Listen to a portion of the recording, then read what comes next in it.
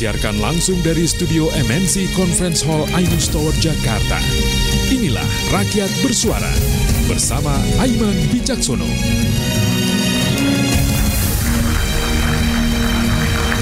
Tudingan ijazah palsu Presiden ke-7 Republik Indonesia Joko Widodo belum juga mereda. Berpekan-pekan berderu merambat kemana-mana. Dari Universitas Gadjah Mada menyasar ke Pasar Pramuka, Jakarta. Pembela Jokowi meyakini ada upaya mengkriminalisasi sang Presiden ke-7 RI itu. Eksklusif, saksi kunci ex-tim Jokowi di Solo, Jawa Tengah hari ini buka suara. Kita akan buka-bukaan di sini. Benarkah ijazah Jokowi sah, palsu, atau ada hal lain? Lalu bagaimana buktinya? Saya Aiman Wicaksono, inilah Rakyat Bersuara. Saya akan langsung panggilkan ke panggung Rakyat Bersuara. Selamat datang Bung Ade Darmawan, Sekjen Peradi Bersatu. Oke. Wah, bawa buku ini. Apa bukunya ini? Ini Bung Aiman, ya. Jadi kebetulan Bung Aiman ini buat cepet banget Bersuara. Oke. Ya. Saya berikan buku dari Ketua Umum Peradi Bersatu, ya. Membuat khusus buku ini. Oke. Judulnya Jokowi pelaku pemalsuan atau korban kriminalisasi. Oke. Kita bahas pas. Oke. Itu Bung Aiman. Makasih. Saya terima ya. Oke, makasih. Sebelah mana Bung Aiman? Sebelah sini. Silakan. Baik, lalu kemudian selanjutnya saya akan panggilkan politisi senior yang merupakan Ketua Umum Prodem, Bung Betor Suryadi. Beberapa hari kita mendengar Bung Betor, terima kasih telah hadir di Rakyat Bersuara. Katanya mau buka-bukaan di sini, kita persilakan nanti. Silakan Bung Betor. Ya, terima kasih atas undangannya Pak Aiman. Terima kasih juga. Supaya kita menjadi jelas kemana ini sebenarnya. Oke. Dipegang aja nggak apa-apa Bung Betor. Tapi jangan dibawa pulang. Selanjutnya, saya nggak tahu bawa apa hari ini ya. Bung Roy Suryo, pakar telematika. Oke. Kalau bajunya sudah hitam-hitam artinya ada sesuatu yang disembunyikan. Wah, artinya data maksudnya. Supaya tidak terus menjadi hitam, harus dibikin terang. Oke. Bikin terang bagus juga podcastnya tuh. Ya. Oke. Dan harus jelas nanti. Oke. Nggak asal cuman tok-tok aja. Selanjutnya Bung Reli Reagen, pengurus DPP Bara JP. Jadi Bara JP singkatannya apa? Bang Reli ya? Barisan Jalan Perubahan. Barisan? Jalan Perubahan. Jalan Perubahan. Kan ada Jokowi yang nggak ada, BJP nggak ada.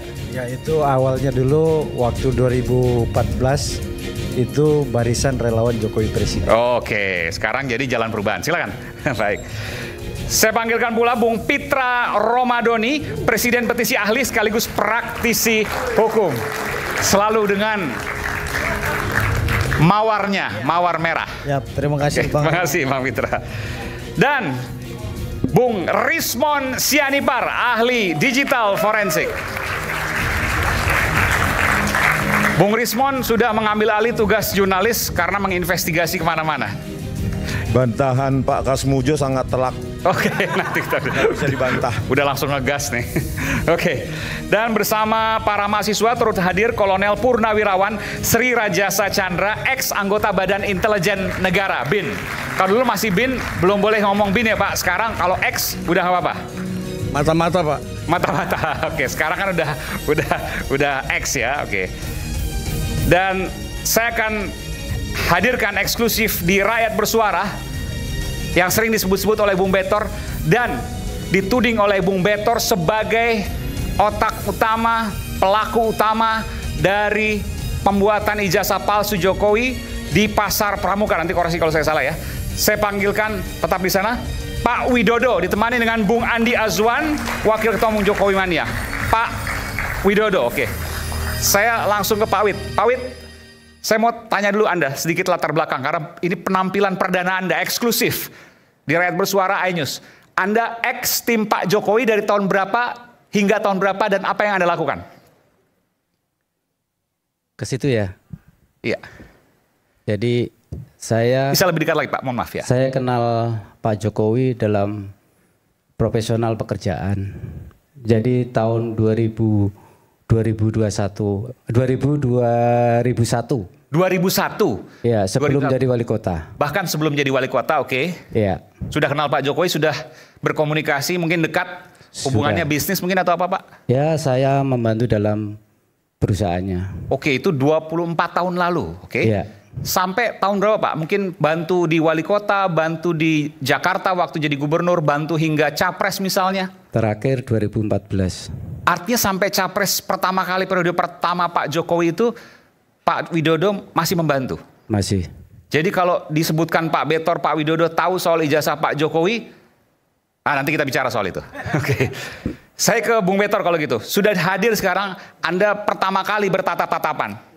Ini eksklusif, Bung Betor. Anda menyebutkan, pakai mic ya, mohon. Anda menyebutkan salah satu aktor utama ijazah palsu Pak Jokowi adalah Pak Widodo, dan Pak Widodo terkait dengan pembuatan ijazah di Pasar Pramuka. Untuk mengingatkan kepada publik, Anda bisa menceritakan apa yang Anda sampaikan. Ya, terima kasih Mas Widodo. Kita sama-sama tadinya di barisan Jokowi. Sampai saya juga masuk di KSP. Kita masih Anda sempat di KSP, berjuang untuk Jokowi. Cuman terus dalam perjalanan ada yang berubah dari Jokowinya sekitar tahun 15, 16, 17. Ketika Jokowi sudah melepaskan nawacita, terus dia mereshuffle orang-orang baik, orang-orang pro rakyat itu, ada Andrinov, ada Yudi Krisnandia dan segala macam. Itu kepentingannya Jokowi. Kita nggak bisa bahas apa keperluannya. Nah, saya melihat karena saya di dalam melihatnya seperti itu.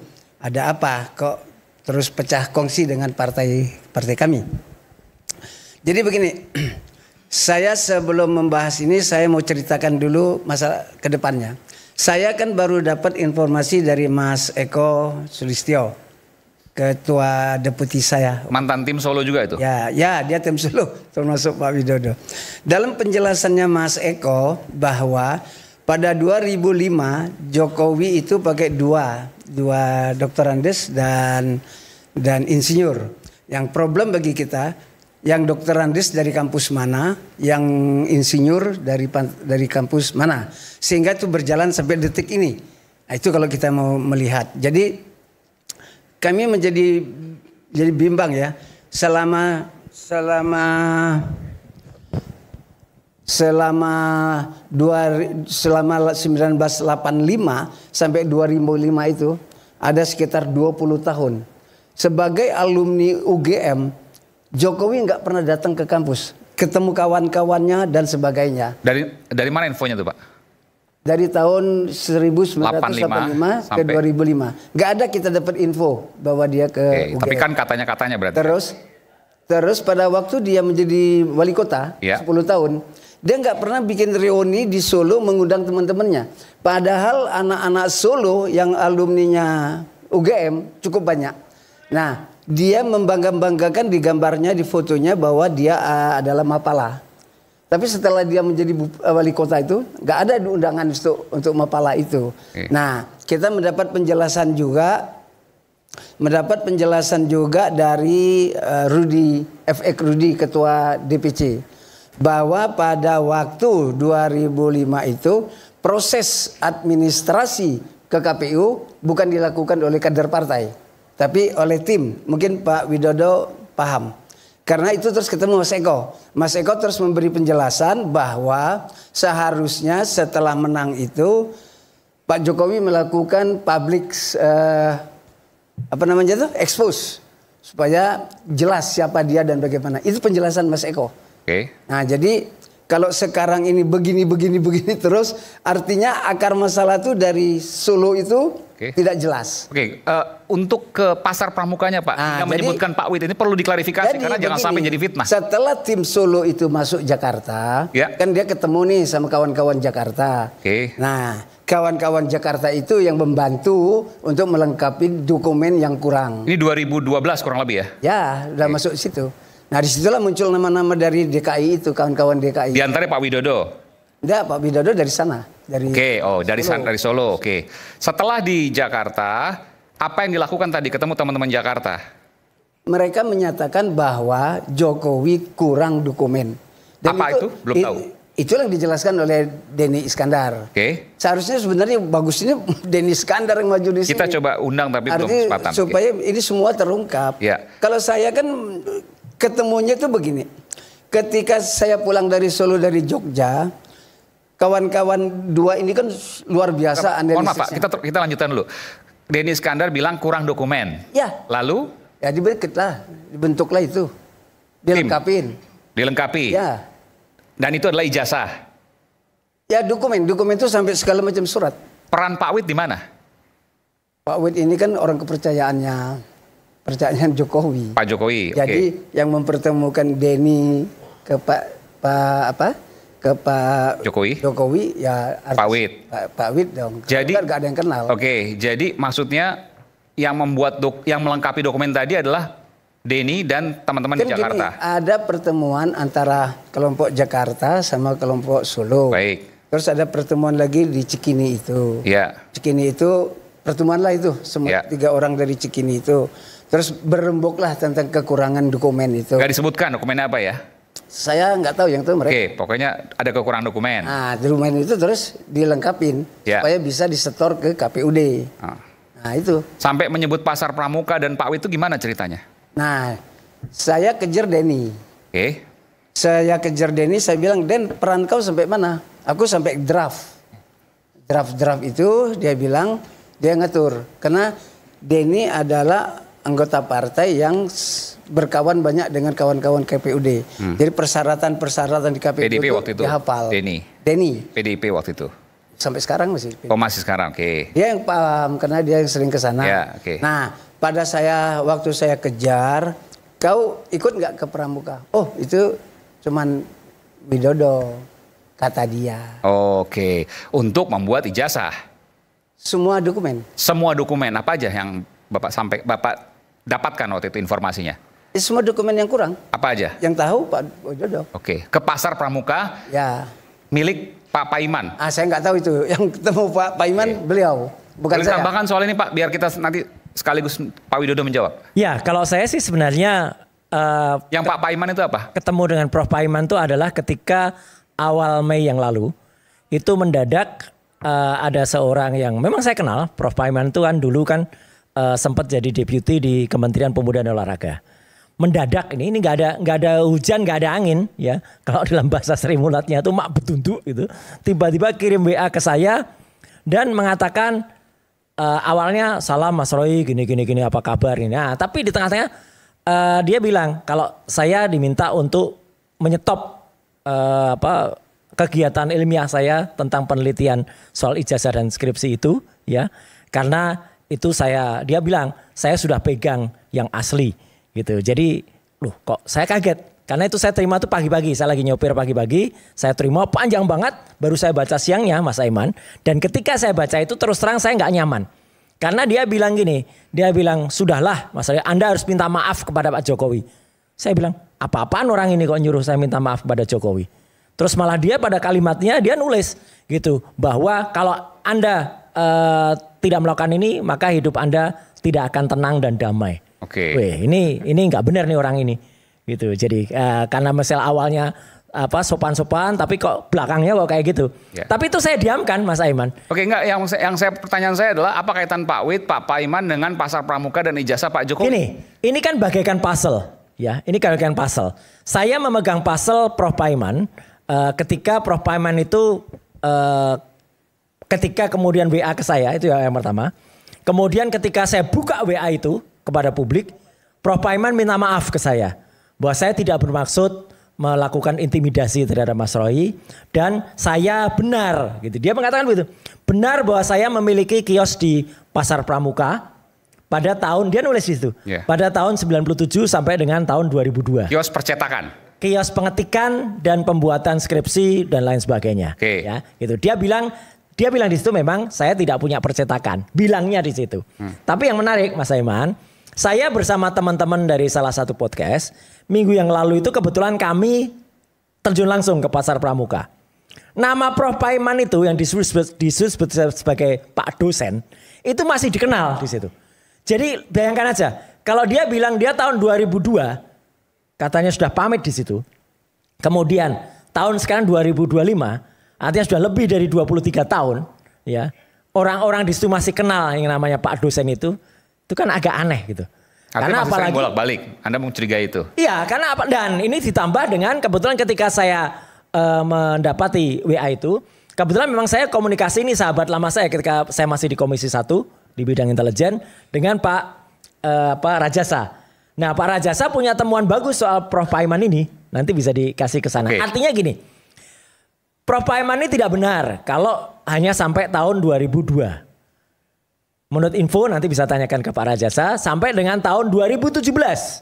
Jadi disinilah masuk frame time-nya yang tadi disampaikan oleh Pak Bitor ketika tahun 2012 itu 2017. Bahkan saya sudah kirim ke iNews ya. Prof Paiman sendiri secara mendadak juga tiba-tiba melakukan pertemuan dengan teman-teman ex Pasar Pramuka pada awal Mei yang lalu. Ngapain ya orang ini kok kemudian merasa seperti apa ya, ketakutan. Kalau saya sih feeling saya mengatakan orang ini kok agak ketakutan gitu. Kenapa dia harus begitu? Tapi ini enggak sekali loh ya. Prof Paiman mengatakan begitu. Mas Aiman, dan ini saya buka lagi di sini. Perlu diketahui pada saat kasus saya, Bang Rismon, kemudian Dr. Tifa itu sempat kami lapor ke Komnas HAM. Prof Paiman ini sempat membuat atau dibuatkan video. Dia berlagak seolah sebagai seorang komisioner Komnas HAM. Terus dia mengatakan ini harus ditolak, ini harus ditolak. Saya bilang orang ini ngapain sih kok terlalu jauh keterlibatannya. Jadi ini bukan ini saja. Jadi kalau seorang intelijen pasti tahu lah. Saya dulu di Komisi 1 sekali lagi. Mitra saya ada orang intelijen. Kita adalah selalu melihat kalau ada orang tiba-tiba guilty feeling. Tiba-tiba merasa bersalah. Tiba-tiba minta maaf. Tapi kemudian ketika kita paksa dengan data-data. Dia pasrah kan. Saya malah minta ke iNews. Kalau perlu Prof Paiman dihadirkan. Kita sudah usahakan juga. Tapi nggak datang kan. Tidak bersedia. Iya dan dia sekarang menyebar kan, wah saya dia pasrah gini. Jadi memang kuncinya harusnya memang termasuk Paiman ini. Intinya gini Mas Aiman, intinya ini jangan dianggap sepele. Kalau memang kita publik itu tidak benar, harus teman-teman ini misalnya mohon maaf seperti Pak Bitor, Paiman, Pak Widodo, Denis itu dipanggil oleh kepolisian. Dilidik gitu loh. Sekarang kebetulan di depan ada Pak Widodo. Apa kaitan Pak Widodo menurut Mas Roy? Kalau saya sih nggak kenal Widodo ya. Saya tahu nama Pak Widodo itu hanya dari Jadi saya yang bisa saya ceritakan hanya Pak soal Paiman. Prof Paiman. Nanti kita bicara soal Pak Paiman dengan Pak Rajasa tapi nanti setelah jeda. Tapi saya ingin tanya dulu ke Pak Wid. Pak Wid, ada yang mau dibantah soal ini? Saya tidak mau membantah, tapi saya mau menjelaskan apa yang selama ini tahun 2012 itu yang pernah saya alami, yang pernah saya ingat. Itu aja. Silakan Pak. Di sini saya datang di sini sebetulnya karena mas saya, abang saya ini, kalau nggak abang saya ini saya nggak mau. Terima kasih. Karena saya nggak pernah melakukan itu. Ya. Satu. Yang kedua, sebelum nanti ada pertanyaan saya kenal siapa enggak atau kenal atau enggak, ini perlu saya sampaikan di awal. Yang terkait nama-nama yang beredar. Ya. Yang pertama diantaranya Mas Andi Wijayanto, Pak Prasetyo Edi Marsudi, terus Mas yang dari Gerindra itu Sarif, ya, Mas Denny Iskandar, terus yang disebutkan Pak Betor ya, Indra Karmadipa dan David, Anggit dan Pak Iman. Saya kenal dan tahu. Yang nggak tahu saya yang namanya Yulianto. Saya nggak pernah tahu dan nggak pernah kenal. Itu. Baik, saya mau menjelaskan atas 4 tuduhan terhadap diri saya. Yang pertama, saya dituduh aktivis Widodo. Selama ini saya nggak pernah melakukan kegiatan apapun yang terkait kegiatan pergerakan atau aktivis sama sekali nggak pernah. Yang saya lakukan adalah saya profesional sebagai kerja sama perusahaan swasta. Itu yang pertama. Yang kedua, saya dituduh sebagai administrasi untuk kelengkapan dokumen persyaratan calon di KPU. Pak Jokowi ini maksudnya? Iya. Dalam hal ini kan yang disampaikan kan kaitannya itu. Sementara ini saya nggak pernah dan nggak punya pengalaman di bidang itu. Dan Pak Jokowi juga nggak pernah menugaskan saya untuk ngurusi pekerjaan itu. Yang disuruh ke saya adalah selama wali kota, gubernur itu adalah membantu pekerjaan bendahara. Oh, Anda bendahara Pak Jokowi? membantu pekerjaan bandara dalam tim pemenangan. Oke. Jadi saya ditugaskan sebagai membantu tugas atau pekerjaan bendahara tim pemenangan. Dalam hal ini saya membantu Pak Prasetyo Edi Marsudi. Oke. Kalau dengan kaitannya 2012. Terus yang ketiga, saya dianggap katanya menghilang secara misterius. Ini luar biasa kan? Padahal saya nggak mau menceritakan dari 2012 sampai 2005. Saya menceritakan 2024 aja. Ketika itu di Jakarta Selatan dan di sini ada saksinya. Saya ketemu dalam satu ruangan berbicara sampai 1 jam lebih.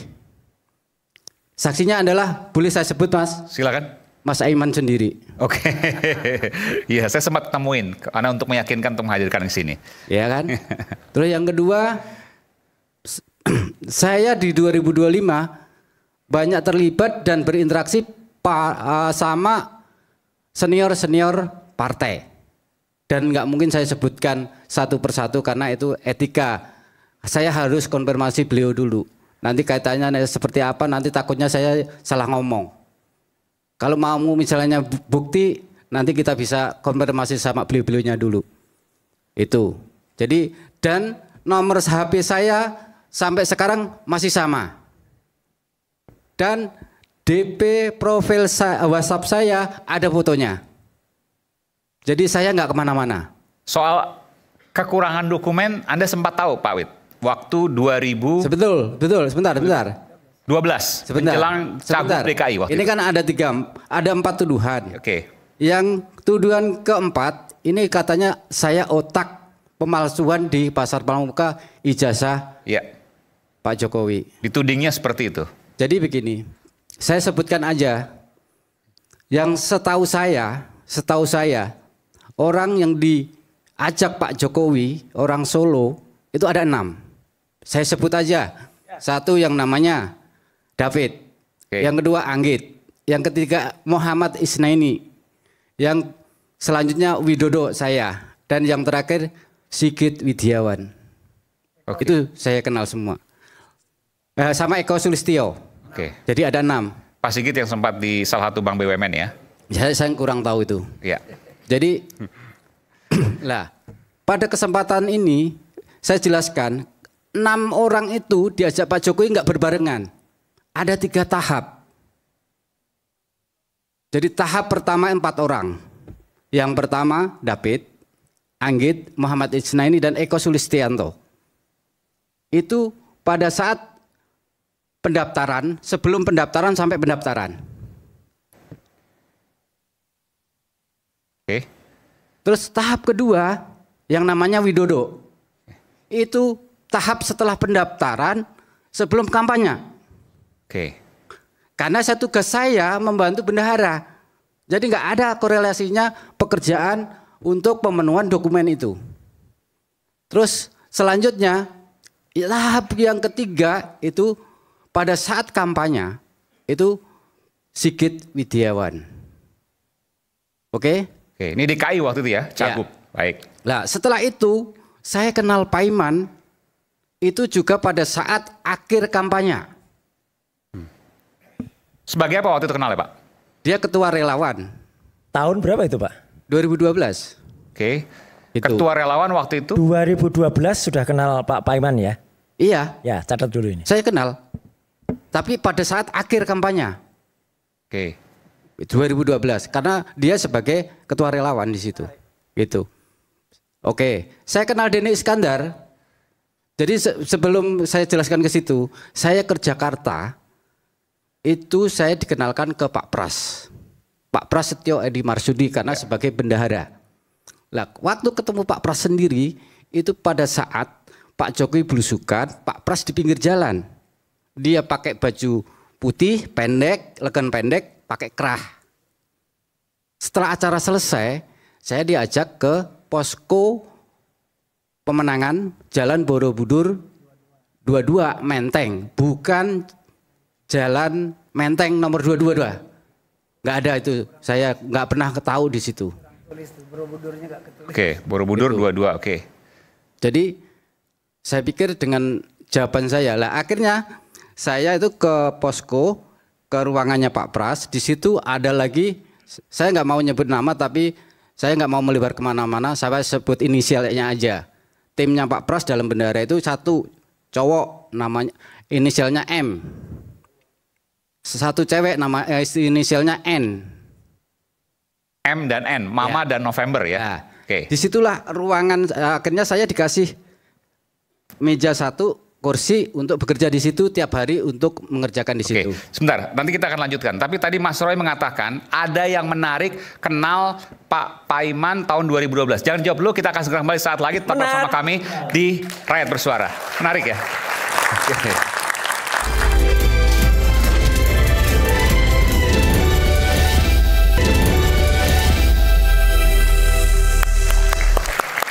Oke, saya lanjutkan langsung ke Mas Roy. Mas Roy tadi bilang menarik, sampai 3 kali ngomong menarik. Ada apa yang menarik? Ya gini, jadi satu ya, kalau saya yang kebetulan dulu sempat sekali lagi ya, nanti mungkin Pak Sri Rajasa lebih bisa menangani. Kalau kita sedang mendengar keterangan orang ya, keterangan dari Pak Wit ini kalau menurut saya ya masih belum sepenuhnya gitu ya. Maksudnya? Masih belum berani bilang sepenuhnya. Karena apalagi masih ada yang ditutupi maksudnya? Sangat. Apalagi tadi dia bilang saya nggak membantah. Lah kalau Mbak membantah itu penting Pak loh. Tidak membantah pernyataan Pak Bitor. Iya kan? Soal ijazah tadi kan dibantah. Lah iya. Saya hanya istilahnya apa yang saya alami. Nah sekarang nanti masyarakat yang menilai apa saya terlibat atau enggak. Betul. Dari keterangan saya sudah jelas. Ya. Itu aja. Tadi kalimat pertamanya Bapak kan bilang kalimatnya Pak Bitor saya tidak mau bantah. Betul? Iya. Lah iya udah. Saya nggak bantah. Lah tapi iya, saya hanya menjelaskan atas tuduhan itu. Ya sudah. Itu hanya tinggal. Itu hanya bahasa aja Pak. Betul. Itu tinggal kalau kepintaran penyidik nanti baru kebuka semua. Ya gitu. Itu. Ya silahkan aja. Iya udah. Saksi ada masih hidup semua. Okay. Silahkan. Iya Pak Wit, terima kasih. Ya, yang kedua adalah yang menarik apa? Tadi Pak Wit menceritakan pertemuannya dengan seorang profesor P tadi, Prof Paiman, ya, pada tahun 2012. Nah ini memang lagi-lagi Mas Aiman. Sayangnya memang Prof Paiman tuh nggak berani hadir. Kalau hadir udah habis semua keterangannya. Karena Prof Paiman itu selalu mengatakan saya hanya buka kios itu dari 97 sampai dengan 2002. Habis itu saya tidak lagi aktif di situ karena saya sudah menjadi prodi di salah satu universitas. Dan tidak lagi berbisnis apapun. Jadi kita anggap kalau seorang dosen terus dia di kampus. Padahal banyak dia masih bisnis sebenarnya. Kiosnya di Pasar Pramuka itu masih buka, hanya dia mundur. Dia masih buka usaha rumah makan di Kemayoran. Dia masih ada usaha yang lain ya. Jadi dia tuh masih aktif sampai tahun 2017. Jadi ini sebenarnya mengkonfirmasi, terima kasih Pak Wit. Jenengan membantu menegasikan apa yang disampaikan oleh Pak Profesor Paiman. Apa kaitannya kan karena dikenal 2012? Iya sebagai relawan kan? Sebagai relawan kan nggak kaitan ke toko. Betul. Ke kios. Prof Paiman mengatakan dia tidak lagi terlibat itu semenjak di kampus. Terlibat untuk? Untuk semua urusan selain kampus. Oh Pak Paiman bilang seperti Pak Paiman bilang, makanya nggak apa-apa, kita nggak usah gibah Pak Paiman. Kalau Prof Paiman hadir, dia akan kemudian bisa menjelaskan. Saya kira kita nggak fair kalau membicarakan Prof Paiman tanpa kehadiran Prof Paiman. Ya mungkin Mas Roy aku bisa ini ya. Aku baru kemarin ketemu Mas Paiman. Ya. Ketemu Pak Paiman. Ketemu kemarin. Jadi dia juga menjelaskan ya. Kalau bicara 2012 ya, beliau itu adalah memang Direktur Pasca Sarjana Mustopo Beragama. Ya. Ya betul ya. Dan juga memang dia mempunyai bisnis. Betul, itu ada punya bisnis properti. Pak Paiman ya. Namanya PT Prima Sejati dan juga mempunyai yayasan untuk itu. Apa masalahnya? Ya, kalau menjadi dosen dan mempunyai bisnis. Ini kan bukan pegawai negeri ataupun di universitas negeri misalnya. Ya kan? Mas Roy juga punya, pasti bisnis ada. Kan begitu Mas Roy. Jadi kan intinya gitu, di mana salahnya? Gitu loh. Kalau beliau menjadi relawan sedulur Jokowi, itu kan relawan. Apakah dia terjun langsung di sana? Kan enggak. Ada sekjen, ya kan? Ada OKK dan tahun berapa jadi relawan? 2012. Nah, saya di sana. Ya udah. Saya di sana gitu loh, Mas Roy. Ya apa yang dikatakan Pak Widodo itu apa adanya. Ditambahkan pula sama Mas Pras sebagai bendara umum. Saya di divisi saya di sana berinteraksi langsung dengan teman-teman dari relawan. Ada sedulur Jokowi, ada RKIH, ya, ada GK dan banyak lainnya gitu loh. Dan itulah relawan pertama politik di Indonesia. Oke. Gitu loh Mas. Oke, baik. Ya, saya ini menggambarkan untuk itu loh. Ya nggak apa-apa. Artinya di sini ada ketidakkonsistenan dari statement Prof. Paiman yang ada. Apalagi ya setahu saya dia sempat ngaku-ngaku juga selaku Komnas HAM segala ya, saya kira gini nggak baik juga kita bicarakan orang yang orangnya tidak itu tadi Mas. Jadi aslinya nggak itu usah menimbulkan fitnah karena tidak ada counter attack daripada orang yang bersangkutan. Kalau tadi terkait Pak Wid dan Bung Betor, Pak Betor. Yang pertama saya ingin sampaikan dari segi pandangan hukum,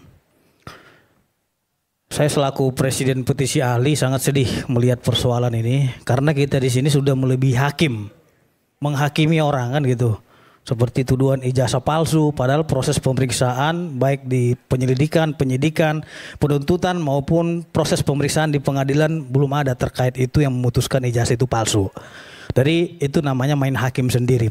Terus yang kedua, di dalam keterangan daripada Pak Widodo tadi sudah jelas diklarifikasi beliau bahwasanya tidak ada keterlibatan beliau dalam persoalan ijazah. Artinya ini sudah clear. Nah, kenapa beliau tadi tidak mau membantah? Silakan aja orang berpendapat, tapi dia mengklarifikasi berdasarkan pengetahuan yang ia ketahui. Nah, yang menjadi persoalan sekarang adalah ketika Pak Betor ini masuk dalam perkara ini selaku politisi. Nah, ini yang menjadi persoalan. Berarti ini sudah masuk ranah politik. Dari pandangan hukum, bukan murni hukum lagi. Urgensi Bapak itu dalam masuk perkara itu apa, Pak Betor? Bapak kan seorang politisi. Iya, saya tanya dulu urgensinya. Keikutsertaan saya di dalam kasus ini kan karena pertama itu ketika Ketua Umum kan menyatakan kalau punya tunjukkan. Siapa? Bu Megawati katanya. Terus dibully. Berarti ini instruksi Bu Megawati. Dibully. Terus saya jawab, kalau itu inisiatif. Jadi gini, karena katanya kan Bu Ketua Umum menginstruksikan.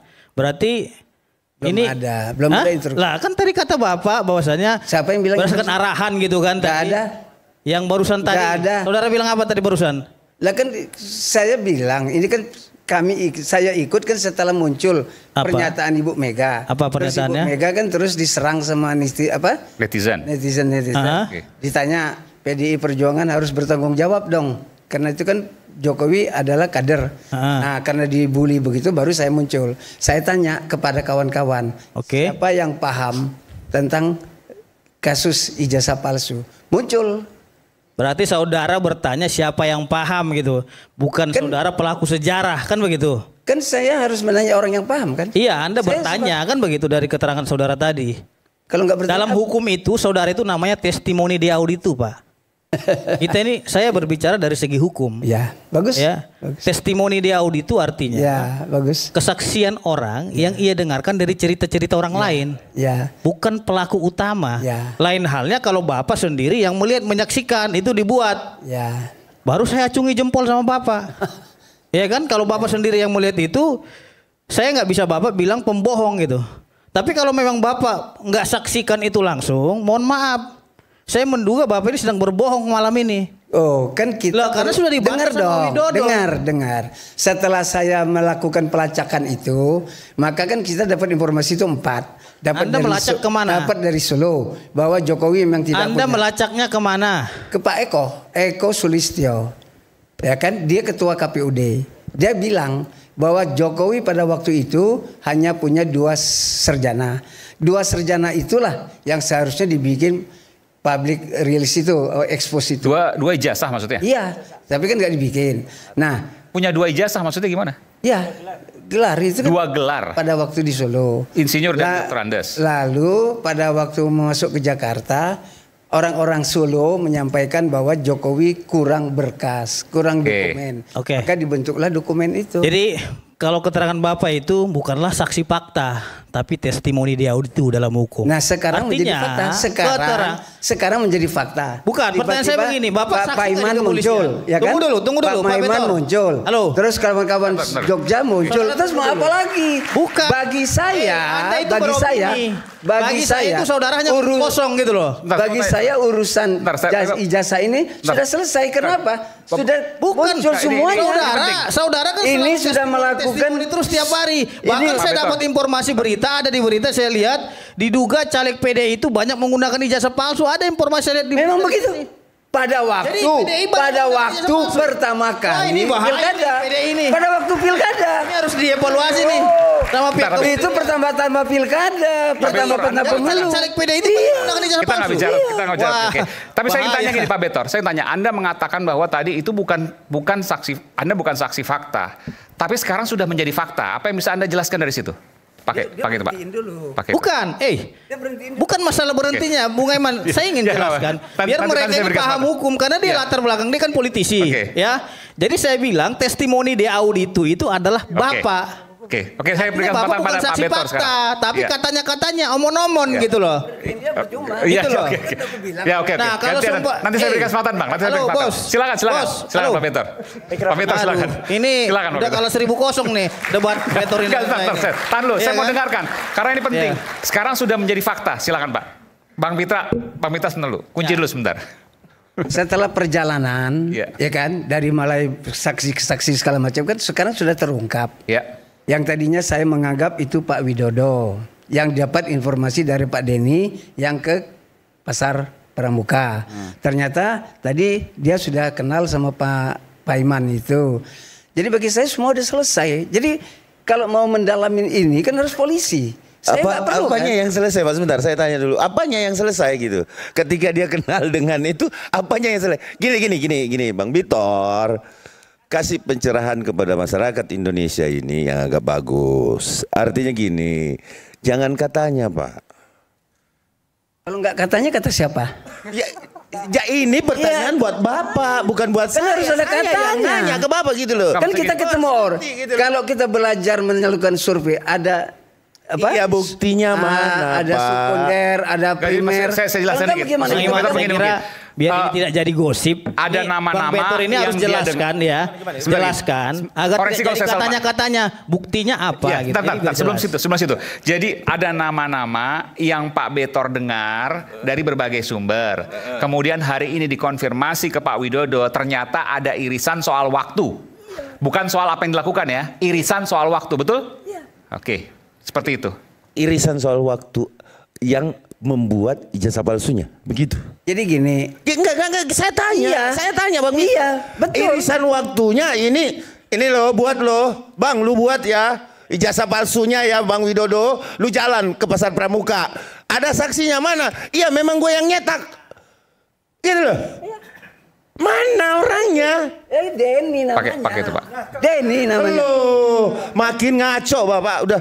Aduh capek. Ya kalau nggak ngaco ya udah. Halu Bapak ini, halu. Oke gini Pak Betor. Pak Betor ini kan apa yang disampaikan punya konsekuensi hukum loh Pak. Dengar dulu. Semua nama yang aku sebut disebut sama Pak Widodo. Betul, tapi kan apa yang dilakukan tidak. Ada 6 orang kan. Baik. Bahwa itu tim dari Solo kan. Tim Solo itu yang mengatakan bahwa Jokowi kurang dokumen, bikinlah dokumen itu di Jakarta. Kan tim Solo. Nah soal tim Solonya itu kan dijelaskan sama Pak Widodo, bukan dia. Mungkin ada yang lebih hebat di antara mereka. Saya tidak mau menyebut banyak orang. Saya cukup menyebut Pak Widodo saja. Karena apa? Dia bagian pemegang uang. Jadi saya pikir cukup dia saja. Apa kaitannya memegang uang dengan kaitan tadi? Kalau Anda menjadi tim pemenangan, uang itu segala-galanya. Jadi dari situ semua. Sebentar.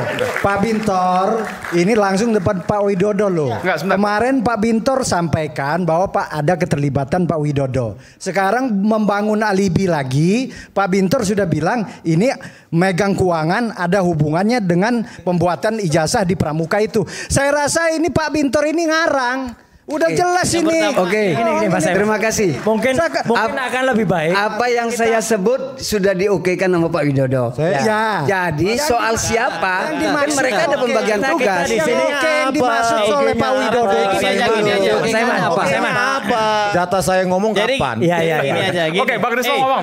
Ya, setiap orang di sini. Jatah saya ngomong Mas Eman. kapan ini? Kita mulai dari Mas Fitra, meskipun lawyer, dilaporkan ke polisi nih. apalagi Oke-nya apa gitu loh. Iya kan, oke-nya apa? Jawab ya. Iya kan, Saya usul gini. ini Laporkan ke polisi. Oke-nya apa? Karena dia sudah laporkan polisi nih.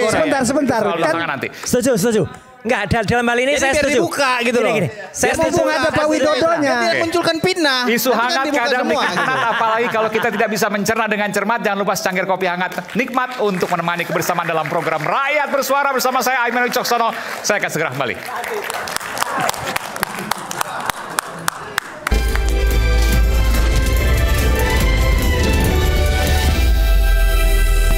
Oke, tadi disebutkan di sini bahwa Pak Betor ini buktinya lemah.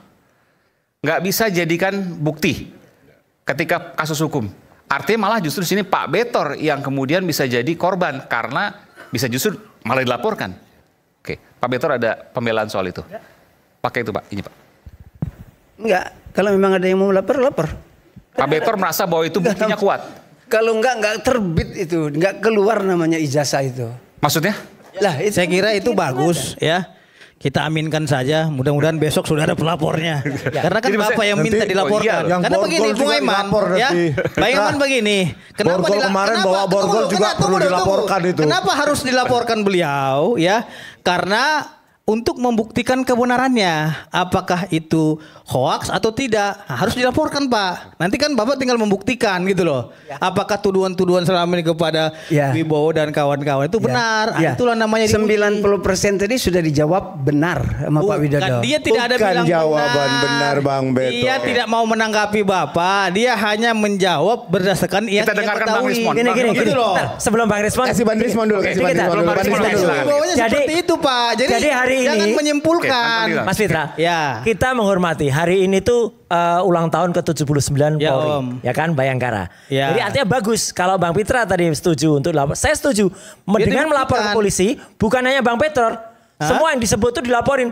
Pak Widodo dilaporkan, ya kan? Denis dipanggil. Jadi begini. Iya, harus semua. Ini ngawur, bukan. Terus karena bukan. Prof. Aiman dilaporkan. Bang Kalau Betor enggak, itu enggak menyebut imbang. nama langsung. Masa- Persoalannya kan begitu. Iya, Beliau harus. sudah menyebutkan Widodo. Iya. Nah, Widodo sudah membantah itu. Bantah di kepolisian, jadi di BAP. Prasetyo Edi Baru. sudah membantah Oke. itu. Baik, Karena saya sekarang- dapat informasi. Oke, saya dulu akan ada ngomong. laporan polisi Bro. terhadap Betor. Oke. Stop dulu, yuk. Ya ini Pradi Bersatu ini kan gitu. Nanti Itu nih. saya dengar tadi Jangan Bung Rismon diuji. bilang bahwa apa yang disampaikan oleh Pak Betor ini kuat. Saya ingin mendengarkan. Ya Bung sangat Rismon. kuat ya. Sangat kuat bahkan. Ya, saya berikan sejumlah indikator. Oke. Pertama, ini adalah presiden atau mantan presiden satu-satunya di dunia yang tidak berani menampilkan ijazahnya. Nggak ada satupun di dunia. Yang kedua, indikator kedua adalah Dirtipidum hanya berani menampilkan versi digital, bukan versi analog. Versi digital itu pun dari ijazah fotokopi. Coba bayangkan, seorang Dirtipidum kepolisian tidak berani menunjukkan, memegang ijazah Jokowi yang katanya asli, otentik, atau identik.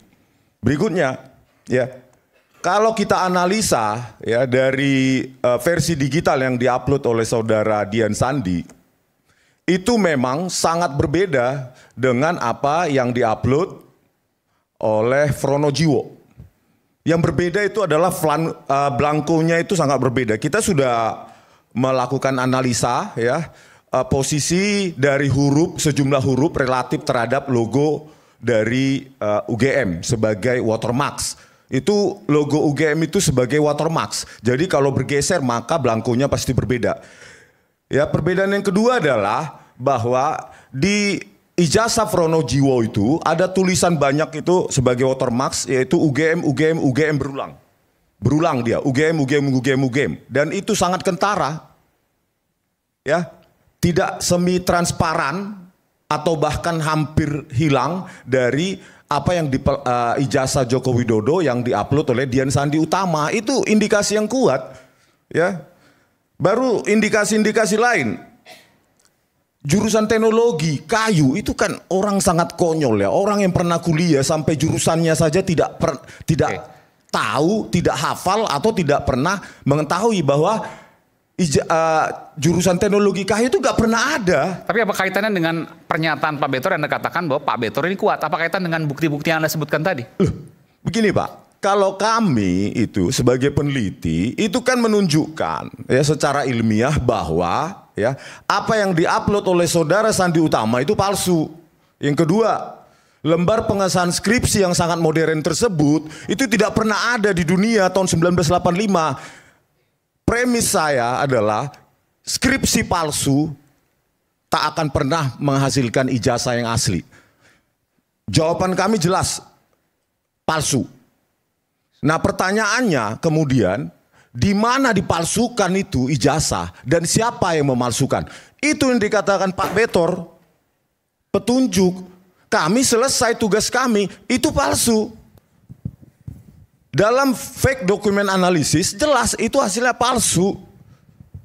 Gitu. Anak-anak semester bentar Bang. Resman, itu beliau ini katanya-katanya. Bentar. Informasi bukan dia yang ketahui. Tapi Anda tadi ngomong 10 menit saya dengar. Iya, saya paham. Jadi artinya, dari sudut pandang hukum juga berbeda dengan penelitian. Anda kan bukan latar belakang hukum. Ya, makanya saya bilang tugas peneliti adalah menentukan palsu, fake, otentik. Oke, kami dapatkan fake. Bukan, Anda pertanyaan selanjutnya di mana dan siapa yang memalsukan itu? Nah, disitulah kepolisian harusnya. Nah, pertanyaan saya begini. Ini buzzer ini, saya nggak bisa ngomong. Bukan buzzer saya, halo. Ya, nanti besok dibilang pula termul kita gitu loh. Kita nggak ada relawan di sini. Ini udah banyak jadi korban netizen. Pengacara mawar. Beliau pengacara mawar, pengacara mawar. Ya kita harus berbicara juga sesuai dengan konteks hukum di sini. Artinya yang disampaikan oleh Pak Betor itu adalah testimoni di auditum. Temuan-temuan saya dulu biar masyarakat tahu ilmiah kalau hukum dan banyak adalah temuan gitu digital Pak. Jadi kalau memang mau meneliti itu yang saudara teliti adalah digital, bukan aslinya. Persoalannya di situ. Oke, karena ada orang hukum, praktisi hukum, saya perkenalkan nama Anda dulu Pak.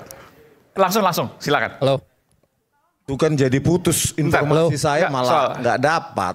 Nanti saya beres Mas. Ya, assalamualaikum warahmatullahi wabarakatuh. Ya. Menarik apa yang disampaikan Pak Betor ini, itu kuat atau tidak secara hukum? Secara hukum harus masih dicari penguatan itu. Namun kalau tadi ada bahasa yang akan disampaikan, bisa dilaporkan konteksnya, pelapor itu harus memiliki legal standing. Kalau sekedar melaporkan yang tidak memiliki legal standing dalam versi misalnya delik aduan absolut, ya nggak bisa. Anda praktisi hukum? Iya, saya lawyernya Roy Suryo, Bang Roy juga, Bang Rismond juga. Jadi gini, jangan dipotong dulu. Enggak begini. Jangan dipotong ya. Adinda kami ini jangan dipotong. Jadi biarkan. Bukan, kalau kita tidak bicara adinda-adindan di sini. Bukan, oke. Kita berbicara masalah legal standing. Begini, Karena kan di sini namanya itu tahu. Bukan. Dalam ijazah enggak, jangan dipotong. Kalau kita bicara, Anda membiasakan setiap orang berbicara main potong. Dengarkan, ada host. Hostnya ini menjelaskan. Jadi ada etika gitu loh. Ada etika yang harus dilakukan. Ada etika, Anda lawyer, kita lawyer. Pakai etika, jangan pakai bukan potong. Kita konteksnya gitu Wibowo. Iya, Wibowo bilang tidak benar. Ya dengarkan apa pertanyaan. Anda bukan host. Yang host adalah Aiman. Atau tidak host. Mana sih? Anda ini. Oke. Jadi itu dia. Delik aduan absolut adalah korban langsung yang bisa melaporkan. Misalnya seperti Betor membongkar soal ini, Pak Widodo siapa bisa yang melaporkan misalnya. Silakan, nggak apa-apa. Tapi Bang Mitra nggak bisa melaporkan. Ya nggak boleh dong. Ada apa mau melaporkan? Misalnya seperti halnya sekarang yang kita tangani ada 4 laporan di Polres. Apa sih yang dilaporkan itu? 160 misalnya nih, maaf ini penghasutan apa itu gitu loh. Saya kira ini aja dulu. Apa yang saya sampaikan dalam konteks hukum kita bicara gitu ya. Baik, terima kasih. Terima kasih. Terima kasih Pak Sam. Saya lanjutkan. Ya, lanjutkan dulu. Pak Rajasa, Anda mau ngomong sedikit aja, nanti saya berikan kesempatan di live. Silakan. Saya bicara ini ya menyuarakan suara rakyat ya. Tidak ada kepentingan dengan partai politik tertentu, ya kan, atau politisi, atau kepentingan hukum tertentu. Karena saya yakin di sini kayaknya nggak ada hukum. Di sini maksudnya mana Pak? Di negara ini nggak ada hukum gitu. Jadi begini. Hukum ada dong Pak, kan undang-undang. Ada. Tinggal bagaimana pelaksanaannya. Iya itu dia. Ada tapi nggak ada. Oke. Ada makanya jadi ribet begini gitu loh Pak. Jadi kalau saya mau dilaporkan, laporkannya dulu sebelum saya ngomong nih ya. Jadi saya ingin menjelaskan apa yang disampaikan Pak Betor. Awalnya saya tidak terlalu tertarik dengan masalah ijazah ini, tapi ketika Pak Betor mengatakan bahwa ini diselesaikan di Pasar Pramuka, ya kan? Kemudian saya teringat pada masa lalu. Dulu waktu saya masih jadi mata-mata, saya juga menikmati produk-produk Pasar Pramuka. Contoh seperti misalnya saya harus masuk ke tempat tertentu, saya harus gunakan ID card, saya bikin di situ. Jadi saya tahu persis. ID card apa aja tuh ya, mau jadi wartawan Pak, jadi wartawan. Apa aja. Kita ada kegiatan tertentu misalnya kan, kita masuk harus pakai ID card, kita buat ID card di situ. Oke.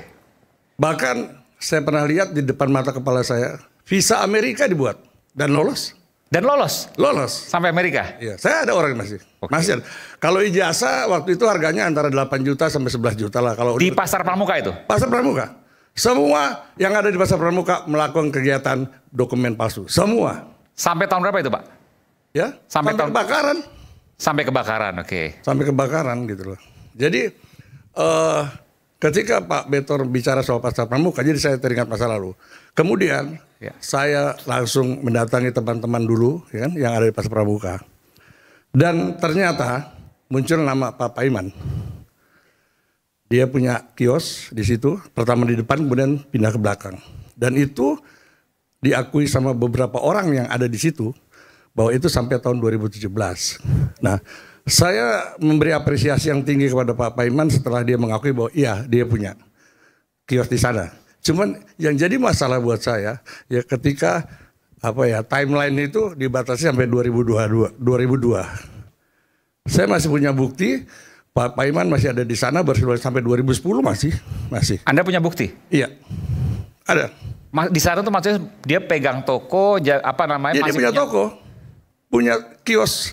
Semua namanya kiosnya sama Pak, kios pencetakan dan penjilitan skripsi. 2010 Mas Roy, dari 2010 berarti? Iya, artinya begini, sampai 2017 masih di sana gitu loh ya. Cuman ada bukti-bukti untuk yang menyatakan bahwa Pak Paiman 2010 juga masih di sana gitu loh Pak. Paham apa maksud saya Pak? Iya. Nah, kemudian yang jadi masalah ketika Pak Paiman menyatakan bahwa dia sampai 2002 di sana. Ini kan tentunya kan ada sesuatu nih, ya kan? Mengaku ke Mas Roy sampai 2002, betul ya? Itu saya cuma sampai 2002. Ada di dalam pernyataannya ya? Ada dalam pernyataannya ada juga. Jadi awalnya saya tidak pernah terlalu menyangkutkan Pak Paiman dengan ijazah. Tapi ketika dia menyatakan itu, oh ini ada sesuatu nih rupanya. Apalagi ketika Pak Paiman berharap untuk bisa dikonfirmasi dengan orang-orang di sana atas nama Sungkono dengan Ibu Kana. Sungkono itu kerja tempat dia Pak. Ibu Kana itu istri Sungkono. Kan nggak fair gitu loh. Persoalannya jadi nggak fair. Ini supaya adil karena nanti harus dijawab oleh orang yang berhubungan langsung dengan Pak Paiman nanti, Bung Andi Azwan. Iya. Jadi nggak fair. Saya ada fotonya. Ini pada saat dia melaksanakan acara halal bihalal. Saya udah kirim ke iNews, bisa tampil. Dan ini ada namanya Sungkono, ada namanya Ibu Kana. Halal bihalal, boleh nanti tampilkan ya. Ada tak produser tampilkan. Yang saya Prof Paiman itu sekali lagi ya nggak benar lah atau bohong kalau dia nggak pernah kontak dengan orang-orang sana lagi. Nih foto ini Mei 2025 Mas. Halal bihalal siapa ini? Paiman.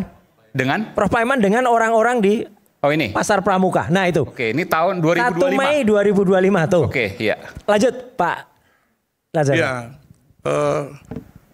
Yang membuat saya akhirnya menaruh kecurigaan ya dengan pernyataan-pernyataan Pak Paiman. Ini Pak Paiman yang tengah ya? Itu. Yang atas. Okay. Ya, yang tengah itu Pak. Iya. Oke. Nah, atas dasar investigasi dan kemudian verifikasi silang saya di sana, ya kan, menyatakan bahwa Pak Paiman ada yang tidak terbuka dari diri Pak Paiman mengenai keberadaan dia di sana gitu loh Pak. Ini yang membuat saya keberatan gitu loh. Kenapa Pak Paiman harus menutupi gitu ya batas waktu dia ada di sana gitu. Apakah ada kaitan dengan 2012 yang diduga terjadi pencetakan ijazah palsu gitu loh. Jadi kalau soal dokumen palsu Pak 99% mirip di sana. Saya bisa buktikan. Apapun itu? Iya. Termasuk ijazah? Iya. Bahkan visa Amerika tadi Anda katakan kalau bisa KTP tembus aja ke Pak, Amerika. KTP orang Cina dibikin di sana 50.000 cuma. Visa Amerika Anda bisa pastikan? Iya. Itu tembus? Iya. Anda yakin itu? Ya, orang yang bikin saya masih ada sekarang. Masih ada. Tahun berapa itu? Apa? Masih ingat Pak tahun berapa? Ya waktu itu saya lupa tahun. Tapi orang yang bikin masih ada dan saya lihat.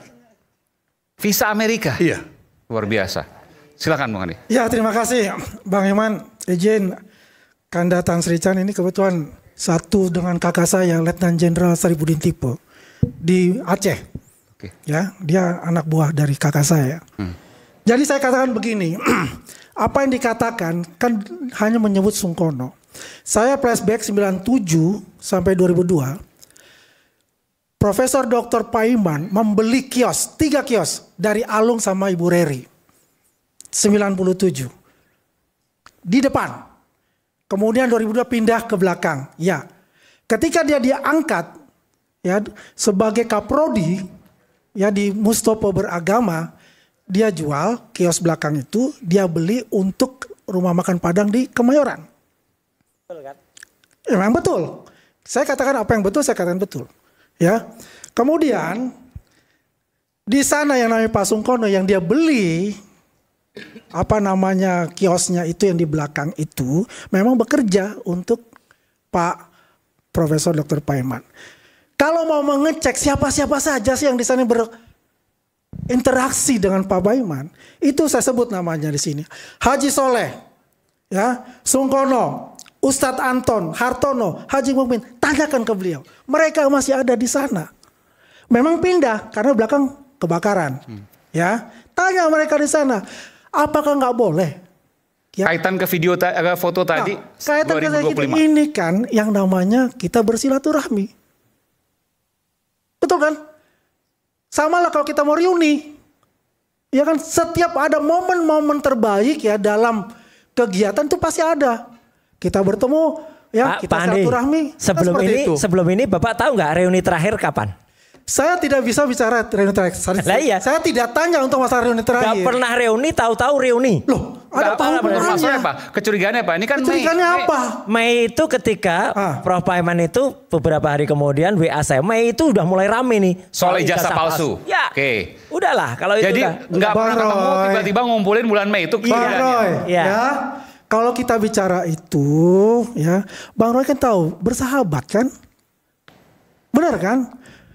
Bang Roy, saya nggak mau ungkap di sini, Bang Roy. Kalau nggak pernah ketemu terus tiba-tiba ngumpulin dan beberapa orang, Pak Andi, saya kemarin ke Pasar Pramuka, ya, minggu yang lalu, saya mendapatkan banyak cerita yang belum saatnya untuk dibuka, tapi sudah ada videonya juga. Oke, diantaranya apa? Boleh dong. Ada persekutuan, ada kemudian bisik-bisik untuk menutupi sesuatu. Nah ini nggak fair. Clear. Saya sebutkan semua. Apakah di sini ada? Ada nama-nama yang di sini. Ya, ada nama orang lain. Ada kontak. Kan begitu caranya, Bang Roy. Ya kan? Kalau saya Bang Roy ya misal Bang Roy ini teman saya, teman akrab saya, ada kejadian seperti ini. Pak Paiman ini orangnya ya baik hati. Ya, dan dia itu tidak mau melihat ya teman-temannya ini menderita. Untuk kasus-kasus apapun kasusnya itu. Mungkin dia akan memberikan itu persepsi dari Bang Roy itu mungkin Mas Saiman, biar jangan persepsi. Kan begitu. Saya ngomong dikit ya. Oke, setelah jeda kami akan segera kembali tetap bersama kami di Rakyat Bersuara. Nanti saya berikan kesempatan pada Bang Rismon.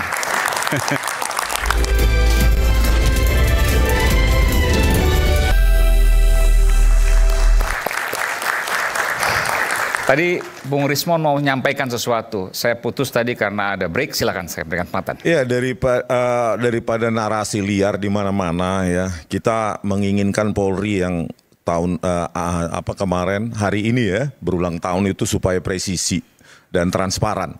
Jadi sebenarnya kegaduhan di publik ya, dalam tanda kutip kegaduhan ya, itu sebenarnya bisa diselesaikan dengan cara gampang, mudah dan ilmiah, yaitu dengan 3 aja lab perbandingan mengenai usia kertas dan usia tinta. Kalau usia kertas mungkin bisa ditipu, yaitu menggunakan belangko yang ada dari universitas yang bersangkutan. Tetapi usia tinta itu tidak akan pernah bisa ditipu. 1 minggu jadi itu di lab BRIN. Baru kalau tidak ada, kalau terjadi ketidaksesuaian time frame atau usia.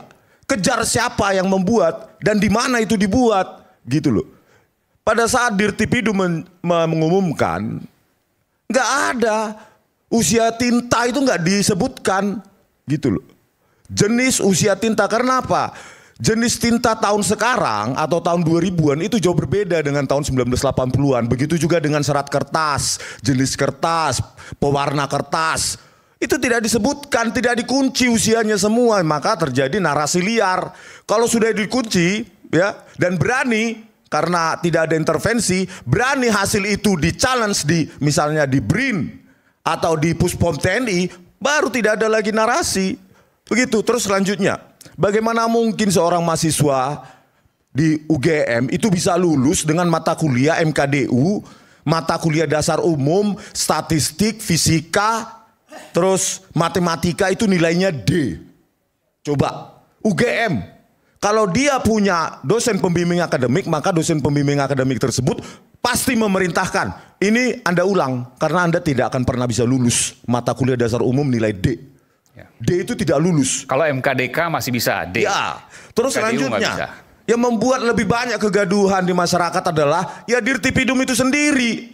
KKN dikatakan tahun 1985. Dikoreksi Pak Jokowi sendiri 1983 Dirtipidum.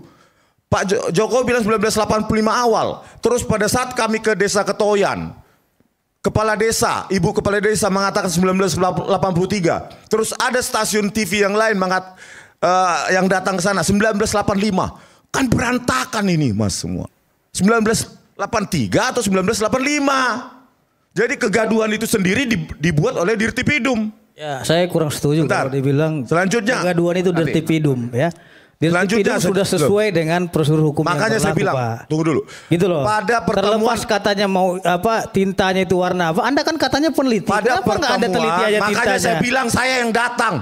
Ya teliti dong. Saya yang datang sendiri ke desa Ketoyan. Anda di mana? Itu tintanya itu sudah diperiksa sama Bareskrim Mabes Polri. Usianya berapa? Identik Usia katanya dengan berapa? itu. Masalah usia lu teliti kalau lu kurang puas. Kan ada apanya sini. Kalaupun kurang puas ke Propam Mabes Polri dong. Ya, besok gitu. Jadi tanggal 3 jangan Juli. kita menjustifikasi Pak Juandani di sini pembuat kegaduhan. Saya nggak seperti itu. Supaya nggak ada yang kita harus apresiasi beliau. Cepat bentar dulu Mas. Dalam menindaklanjuti laporan kalian gitu loh. Pada pertemuan tanggal 15 April 2025 dengan kedua wakil rektor dari UGM kami tanyakan ya. Data KKN Pak Jokowi mana? Gak ada, masih dicari. Pertanyaannya UGM mengakui nggak ijazah itu asli dari mereka? Simpel aja. Oleh karena itu, ya, oleh karenanya itu, apa? Basis UGM mengakui nggak itu basis asli? Penjelasan tahun KKN Dirtipidum itu berdasarkan dokumen tahun 1983 atau enggak? Karena ketika kami tanyakan ke desa ke ibu kepala desa Ketoyan, tidak ada dokumen apapun tentang KKN tahun 1983 dan 1985. Itu jelas kami tanyakan. Itu katanya masih tidak ada dokumen apapun. Nah, lah ini mau meneliti ijazah KKN atau skripsi. Sebentar. Kuliah enggak sih? Bukan, kalau konsisten. Anda berubah-ubah penelitiannya. Ijazah kalau konsisten itu satu rangkaian. Ijazah gitu loh. Oke, sebentar. Ijazah nggak mungkin. Ijazah itu nggak mungkin timbul tanpa kita KKN atau skripsi. Saya 1 UGM. Itu clear aja. Bukan masalah UGM-nya di sini. Kita mau uji juga penelitian saudara. Jangan juga paksakan saya harus supaya tidak ada yang kudet sebentar aja. Supaya Mas Fitra juga tahu. Mas Fitra supaya tahu. Ini perkembangan terbaru. Ya mungkin TV yang live kan baru iNews ya. Hari Kamis lusa Bareskrim sudah mengabulkan permohonan TPUA untuk gelar perkara khusus. Oke, good. Berarti Bareskrim top. Oke, clear. Itu jadi artinya nantinya hari Kamis itu insya Allah saya dan Bang Resmond pun akan dipanggil. Tapi selaku ahli. Oke. Ini gelar perkara khusus. Jadi gelar perkara terkait ijazah Pak Jokowi. Ijazah Pak Jokowi. Ini informasi satu lagi yang menarik. Ini informasi terbaru. Nama Dirtipidum Brigjen siapa namanya? Juandani sudah dilaporkan ke Propam Jadi dia terlapor sekarang pada saat propam. Itu saya kira prosedur ya. Iya, memang diatur ranah hukum. Jadi silakan. artinya sudah dilaporkan, Mas. Ya, tapi ingat laporan itu juga belum tentu bersalah. Gak apa-apa. Sebentar Mas Roy, kalau persoalan Dirtipidum dilaporkan, ada gelar perkara khusus hari Kamis. Enggak, kalau karena memang Bang Roy ini melaporkan seolah-olah Pak Juandan itu salah. Enggak, gelar perkara yang akan dilakukan terhadap Pak Roy, respon juga terhadap teman-teman pengadu Dumas, ya bukti mereka proses laporan itu. Terus katanya gelar perkara khusus, mereka kan sahuti, apalagi dipanggil sebagai ahli. Nanti buktikan saja. Nah, gelar perkaranya kan harus ada pernyataan resmi dari Barreskrim. Tinggal begini, saya ingin sampaikan bahwasanya tadi konteksnya itu ngomong setengah acara ini bukan dia yang masalah ngomong. itu. Halo. Berhenti dulu dong dia. Tunggu dulu. Tunggu. Ini kan berbicara Bang Roy. Bentar, supaya nggak tabrakan, saya beri kesempatan. 2 menit aja nanti saya berikan kesempatan kepada Bung Roy. Artinya begini Bang Aiman, saya kan udah sampaikan tadi. Jangan kita menghakimi seseorang. Ini perbuatan-perbuatan kalian menuduh ijazah Pak Jokowi palsu itu adalah kriminalisasi terhadap Jokowi. Kenapa? Karena kalian memaksakan pidana yang orang tidak melakukan perbuatan pidana. Kalau memang itu palsu, kriminalisasi terhadap seluruh Indonesia dong. Bukan. Kalau menyatakan palsu itu Mas Roy harus jelas dulu. Tunggu dulu. Tunggu dulu. Udah, Mas. Ya, yang dikatakan kriminalisasi itu adalah memaksakan seseorang yang tidak melakukan perbuatan pidana agar perbuatan itu dilakukan di pidana. Itu kriminalisasi. Nah, perbuatan itu adalah salah satu bentuk kriminalisasi. Pertanyaannya, Pak Jokowi ada nggak mengkriminalisasi kalian? Tidak ada. Tunggu saja tanggal main. Kalaupun ada melakukan laporan itu prosedur hukum. Jangan juga kita menjustifikasi seorang, oh ini ijazah palsu, itu menghakimi, Pak. Main hakim sendiri namanya seperti itu. Gak enak juga seperti itu gitu loh. Ini kayaknya memang hadir untuk mengganggu saya ini supaya informasinya ini. Jadi begini ya, sebagai S1 UGM. Kita sama-sama orang Batak. Nggak ada niatan saya mengganggu Lae.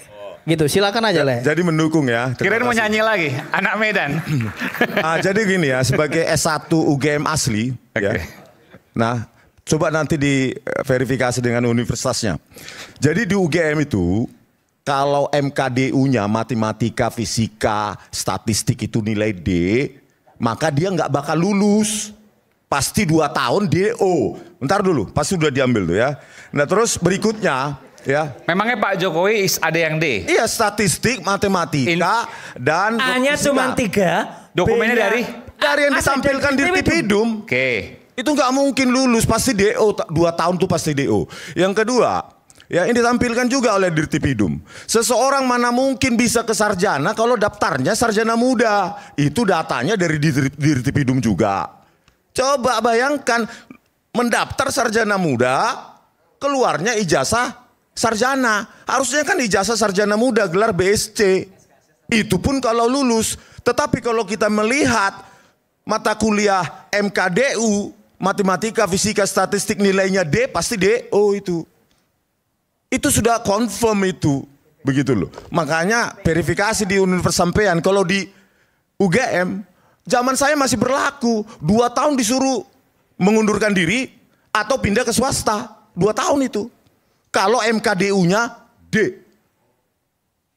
Jadi pertanyaannya, makanya saya bilang supaya narasi ini tidak liar semua ke publik, harus dikunci. Ya, usia tinta terutama. Pada ijazah maupun pada lembar pengesahan skripsi. Kalau ada diskrepansi, perbedaan waktu yang sudah modern, cari siapa yang memalsukan, di mana. Itu dulu dikunci. Diundang nanti hari Kamis untuk gelar perkara. Ya, tentu itu yang kami akan tanyakan. Ada undangan. Dan kalau memang merasa tidak ada manipulasi, karena saya sensitif dengan manipulasi. Ada undangan tapi? Ya, pengumumannya baru hari ini, jadi undangannya mungkin besok. Kita yang mengajukan, kita yang memberikan ke Karwasidik. Pertama, surat itu belum dijawab. Kedua, dijawab masih standar. Baru yang ketiga kita samperin kemarin, dijawab tanggal 3 ini baru gelar khusus. Namun catatan kami bukan cuman 2 ahli yang akan diajukan, tapi beberapa semua lawyer yang terlibat di dalamnya. Nah itu belum dijawab gitu. Artinya kami melakukan prosedur yang profesional gitu loh. Ya, baik. Nah selanjutnya Mas sedikit lagi. Sedikit lagi. Bahwa Dirtipidum menjelaskan lembar pengesahan skripsi itu produk dari letterpress atau handpress hanya karena diraba, ada cekungan. Dia nggak tahu digital embossing juga ada efek cekungan. Itu langsung disimpulkan lembar pengesahan skripsi adalah produk dari handpress atau letterpress. Itu nggak saintifik itu. Besok itu salah satu poin yang akan kami analisa. Terima kasih. Oke, baik. Nah ini giliran saya kan. Alhamdulillah dikasih giliran juga bicara. Oke, makasih Bang Aiman kesempatannya malam ini saya diberikan. Pertama-tama saya cuma mau mengucapkan dulu selamat ulang tahun buat Polri ya yang ke-79. Teman-teman Polri di sini lah tuntutan dari masyarakat pelapor dan terlapor untuk dalam kasus apapun. Bahwa kepastian hukum itu tidak terletak pada kepolisian. Kepastian hukum itu ada di pengadilan. Polisi itu hanya menyajikan alat bukti dan pemenuhan unsur tindak pidana dalam suatu pelaporan. Ya. Nah, Bung Aiman begini. Saya cuma mau menyampaikan satu hal, Bung Aiman, bahwa berbicara puslapor Mabes Polri, ya. Kita bangsa Indonesia ini, kita udah nggak jadul, Pak. Kita harus bangga memiliki Puslap seperti Mabes Polri. Kenapa? Saya dalam menangani kasus sering juga menguji di Puslap atas permintaan penyidik. Namun kami hampir sama dengan Bang Rismon dan Pak Roy, Mas Roy dan teman-teman yang lain yang tidak percaya, sering seperti itu. Tapi ketika kami sering melakukan kunjungan ke pusat laboratorium forensik di Puslap for Mabes Polri yang ada di Bogor, Sentul sana ya, itu kami takjub, Pak. Kenapa saya bilang takjub? Karena Puslap ini luar biasa sekali dan itu ratusan miliar harganya. Dan ingat, terintegrasi dan terkalibrasi oleh ya negara-negara yang pernah melakukan kunjungan. Saya sebutkan ya beberapa negara yang menandatangani di situ yang pernah saya lihat dalam papan itu ada Amerika. Amerika baru-baru minggu yang lalu itu baru pulang studi banding ke Puslap kita. Ya, yang kedua itu ada Jepang, terus Korea dan lain-lain sebagainya. Ada beberapa negara Eropa juga berada di situ. Ya. Terus yang kedua terkait persoalan ijazah yang di Puslap. Tadi Saudara Rismon, Bang Rismon mengatakan bahwa dia nggak uji kertas. Dia gini Bang Rismon, sekali lagi saya bilang kita harus bangga dengan Puslap kita. Sudah dilakukan Bang Rismon. Contohnya apa? Kenapa bukan otentik yang keluar seperti yang ditunjuk? Kalau dia tidak di Puslap, sederhana sekali kita berpikir Bang Rismon. Ada ijazah pembanding, teman-temannya seangkatan, kemudian diperiksa, yang keluar adalah identik, sama persis dengan dia.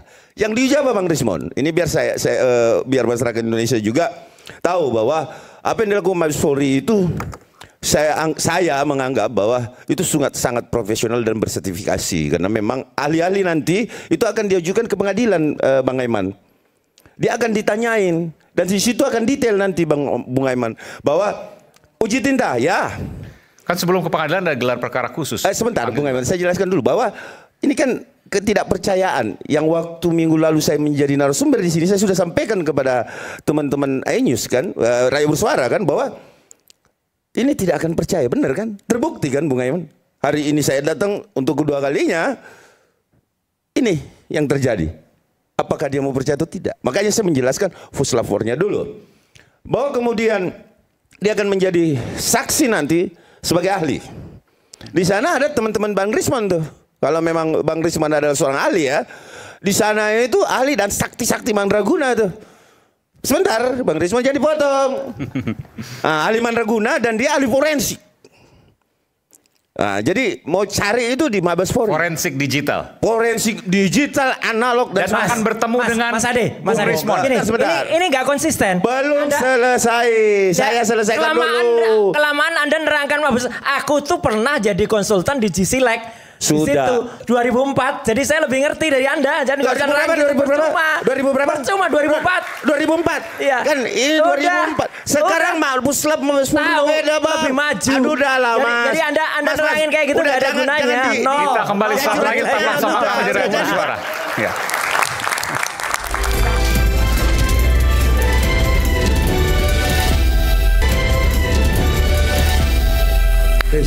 Pak, sebentar Pak. Ini sebentar, saya mau ngomong sedikit aja Pak. Sedikit aja Pak. Oke, dikit aja Pak Rajasa, silakan. Karena ini langsung saya dapat SMS dari Pak Jokowi nih. Pak Jokowi? Iya. Maksudnya apa? Jadi begini Pak. Nggak, ini harus konfirmasi dulu. SMS Pak Jokowi betul. Ternyata kita ini ya kan, tidak memahami nih, ya kan, apa yang dimaksud dengan kejujuran Pak Jokowi selama ini. Jadi Pak Jokowi ini sudah jujur tentang ijazah sebetulnya. Seperti kita analogikan, emak-emak naik motor, sen kiri belok kanan. Itu loh. Jadi udah ada kejujuran. Jadi kita nggak ngerti ini sebetulnya.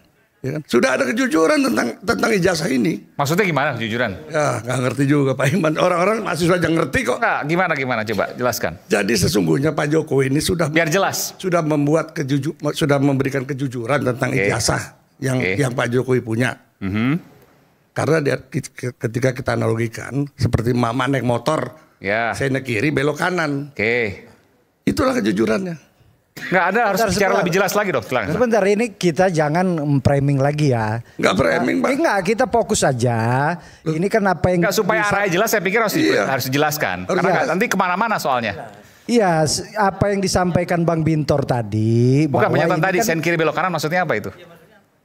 Penjelasannya ini pertanyaannya tentang apa? Apa yang diklarifikasi Pak Jokowi itu nggak ada. Pak Jokowi itu kan menyampaikan ke Bareskrim apa yang ijazah yang dilaporkan oleh kawan-kawan dari TPUA. Nah itu yang disampaikan tadi oleh Saudara Rismon bahwa pengumuman yang dilakukan oleh Dirtipidum itu tidak memuaskan, tidak ilmiah, salah. Kalau kita membantah, justru itu apa yang disampaikan oleh Bareskrim kan sudah jelas. Nah, bahwa ijazahnya Pak Jokowi itu sudah dilakukan lapor dengan membandingkan. Bang Regen, mungkin gini, Pak Jokowi kan sering sen kiri tapi dia belok kanan. Ya, terus mengatakan ijazah sebentar Bang Rismon, kalau gitu kita nggak bisa membuat alibi karena ini kan persoalannya masuk ke ranah hukum. Jadi apa yang disampaikan oleh Bareskrim, oleh Dirtipidum itu kan sudah jelas. Ini kan persoalannya kan ijazah. Ijazahnya itu kan sudah diumumkan oleh Bareskrim. Nah, tapi kawan-kawan masih tidak puas. Makanya saya sampaikan bahwa mau sampai kapan Bung Roy ada Bang Rismon mau puas? Kemarin sudah ngomong apa terkait nilai. Jawabannya saya bisa jawab itu. Nanti ada gelar perkara khusus dan itu akan menentukan. Nah, belum diumumkan resmi dong sama Bareskrim. Yang harus mengumumkan itu kan adalah Bareskrim. Tadi disampaikan Bang Roy, nggak mungkin. Memang suratnya baru terbit hari ini. Jadi mungkin memang belum dilulus sih. Kemarin ya. Oke. Saya ke kantor saya. Jadi jelas. Jadi bukan tidak jelas. Dikirim ke kantor saya. Jelas itu. Dari Bareskrim Mabes Polri tanggal 3 diminta gelar perkara khusus soal ijazah Pak Jokowi. Tentang itu salah satunya dan tentang penyelidikan yang dihentikan. Kami merasakan tidak sesuai dengan KUHP 109 bahwa di KUHP 109 tidak ada aturan yang menyangkut penyelidikan dihentikan. Yang ada penyidikan. Nah itulah yang kami kejar. Makanya dijawab setelah lama ini berbulan-bulan dijawab begitu. Dan tanggal 3 kami akan ajukan surat resmi bahwa ini yang kami minta semua. Kalau disetujui kami datang. Kalau enggak boleh dimundurkan. Terserah dari Mabes Polri. Jadi itu yang penting. Ya, terima kasih Pak Sam. Gelar perkara khusus ini kan mungkin yang dimaksud kan kawan-kawan pasca pengumuman dari Dirtipidum, kemarin kawan-kawan kan mengejar lagi subjek yang lain. Nah, kan sekarang tadi Bung Rismon sampaikan bahwa ijazahnya Pak Jokowi ini tintanya, pembuktiannya tintanya harus dikejar itu, tintanya udah itu kertasnya. Lah nanti kawan-kawan ini puas nggak? Kalau sudah disampaikan nanti tintanya, kertasnya udah jelas, udah dilakukan penjelasan, udah diperlihatkan, nanti Bung Rismon dan Bang Roy itu menyaksikan di situ, nanti puas nggak, selesai nggak? Itu aja pertanyaannya. Ya semua tergantung Mas. Semua tergantung bagaimana. Jadi Mas, saya kira semua tergantung bagaimana kejujuran dan ilmiah dari nanti gelar perkaranya. Tapi saya ingin menjelaskan yang disampaikan tadi Pak Raja saya.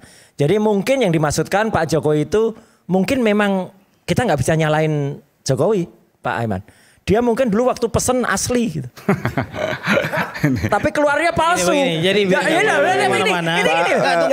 Jokowi itu pesennya kita berbicara gelar perkara khusus. Bisa gitu dong. Kalau kayak gitu saudara sudah memframing lagi. Kalau kayak gitu nanti publik akan menyangka ini bahwa ini nggak asli. Nggak bisa. Jadi ingin saya jelaskan, semoga tanggal 3 Juli nanti pada saat gelar perkara khusus, ijazah yang ditunjukkan di meja bukan ijazah fotokopi. Gelar perkara khusus tidak ada bukti juga. Gini. Gelar perkara khusus itu, ya saya udah berkali-kali gelar perkara khusus di Barreskrim maupun di Polda. Gelar perkara khusus itu bukan debat di situ, Pak. Tidak bisa. Sebagaimana pasal 31 Perkapolri terkait dengan manajemen penyidikan. Gelar perkara itu ada dua. Yang pertama biasa, B-nya itu khusus. Jadi khusus itu pengadu Dumas dan teradu Dumas hanya menjelaskan kronologinya aja di sesi pertama. Gitu loh. Nggak ada bilang, oh ini pas, nggak ada itu. Jadi nanti pengadu Dumas ini akan menjelaskan kronologinya. Baru nanti diberikan kesempatan kepada teradu Dumas juga versinya menjelaskan kronologi seperti apa. Setelah itu nanti tanya jawab. Yang tanya jawab itu bukan antara pengadu dan teradu, tapi peserta gelarnya. Ada dari di situ Wasidik, ada dari Propam, ya, ada dari eksternal juga Kompolnas dan lain-lain. Nah setelah segmen itu selesai, keluar di sesi keduanya inilah baru internal dan eksternal Kompolnas di situ yang akan menggodok lebih lanjut bersama dengan penyidik. Baru ketiga rekomendasi. Jadi itu tidak ada menyimpulkan apapun di situ, hanya rekomendasi. Dan jangan dibilang juga nanti pas nyampe di ruangan itu nanti. Saya juga ini ada fotokopinya aja. Jangan juga dikira. Bilang ada fotokopinya. Kok beda lagi ini fotokopi dengan yang di asli yang diumumkan. Nah, jadi kawan-kawan. Memang yang asli ada. Udah pernah lihat? Lah itu Barreskrim umumkan berdasarkan udah pernah asli lihat itu. enggak? Lah kalau lihat atau udah pernah lihat? Enggak. Ya sudah. Tapi sudah kan pernah lihat? Lah saya nggak lihat, tapi kan penyidik sudah menyatakan. Sudah jelas. Udah pernah lihat. Yang asli udah pernah lihat. Penyidik sudah ini sudah pernah lihat.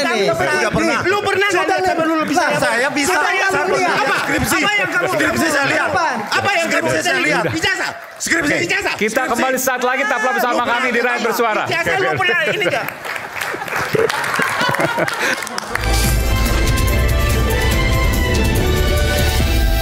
Oke, ini adalah bagian akhir dari Rakyat Bersuara. Nggak kerasa emang 2 jam lebih. Tapi saya yang berikan kesempatan karena dari tadi Pak Widodo belum bicara dan beliau yang paling sering disebut sebenarnya dalam acara hari ini. Saya ingin memberikan kesempatan pada Pak Wid. Pak Wid, apa yang Anda ingin sampaikan terkait dengan penyebutan nama Anda di berbagai media yang kemudian Anda tampil hari ini pertama kali eksklusif? Apakah Anda ingin melakukan gugatan, Anda merasa dirugikan, dan lain sebagainya? Silakan, saya berikan kesempatan. Iya, sebetulnya kalau dirugikan pasti. Apalagi era sekarang kan era media seperti ini. Keluarga saya, orang sekeliling saya pasti saya setiap hari ada telepon, ada WhatsApp 10, harus saya menjelaskan apakah saya apa segala macam. Itu sangat merugikan saya. Dan bagi teman saya yang istilahnya nggak suka sama saya, pasti juga ikut-ikut memfitnah saya kan, seperti itu. Jadi ya terus terang kalau dibilang merugikan, sangat merugikan. Bentar, saya tanya, karena yang pertama kali tadi Pak Betor mengatakan informasi Pak Wid itu dari Pak Denny. Anda berseberangan dengan Pak Denny? Tidak. Oke. Ya perlu saya luruskan juga. Saya kenal Pak Denny itu ketika yang pertama itu saya dikenalkan Pak Pras dulu. Setelah itu saya suruh berkantor tiap hari di situ. Kebetulan ruangan Pak Denny Iskandar itu bersebelahan.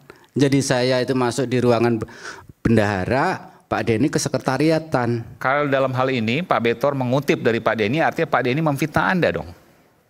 Saya sudah clear, tidak pernah ngomong seperti itu. Oh, Pak Denny menyampaikan kepada Anda tidak pernah ngomong seperti itu? Iya. Artinya dalam hal ini Anda mencurigai Pak Betor yang berbohong? Ya, itu media yang bicara begitu. Oke, baik. Bukan saya. Silakan. Ada yang ingin disampaikan lagi Pak terakhir? Ya, saya hanya sederhana aja. Jadi janganlah korban cukup saya aja. Jangan yang lain. Kalau nggak ada bukti, nggak ada saksi yang nggak bisa terverifikasi, gitu loh. Jadi kalau hanya katanya, ya tolonglah gitu loh. Jangan ke yang lain. Dampaknya luar biasa. Kalau orang sakit cepet mati kan gitu loh. Ya. Itu maksud saya. Jadi kalau memang saya harus sebetulnya kalau saya sih tenang-tenang aja karena saya merasa nggak melakukan segala sesuatunya, saya anteng-anteng aja. Tapi media termasuk di podcast siapa Abraham Samad apa semua itu memojokkan saya. Akhirnya saya mau nggak mau harus klarifikasi kan. Dan tampil pertama kali di iNews. Terima kasih ya. Pak Widodo. Terima. Tadi disebutkan Pak Denny sudah memberikan klarifikasi ke Pak Widodo sendiri yang menyebutkan Pak Denny bahwa ke Pak Betor ya bahwa ijazah Pak Jokowi dibeli di Pasar Pramuka dan salah satu aktor utama dan bahkan yang paling utama adalah Pak Widodo. Tadi Pak Widodo sudah menanyakan ke Pak Denny tidak pernah menyampaikan itu. Apakah pertanyaan saya sekaligus closing statement? Pak Betor punya bukti bahwa Pak Denny menyampaikan itu kepada Pak Betor? Jadi kan gini, saya kan tadi di awal tidak paham ini kan. Nah ini kan udah jelas ini udah alibi ini. Bentar. Jangan dipotong dulu Mas. Tadi kan sudah disampaikan udah Pak Widodo, terus mengadu framing lagi.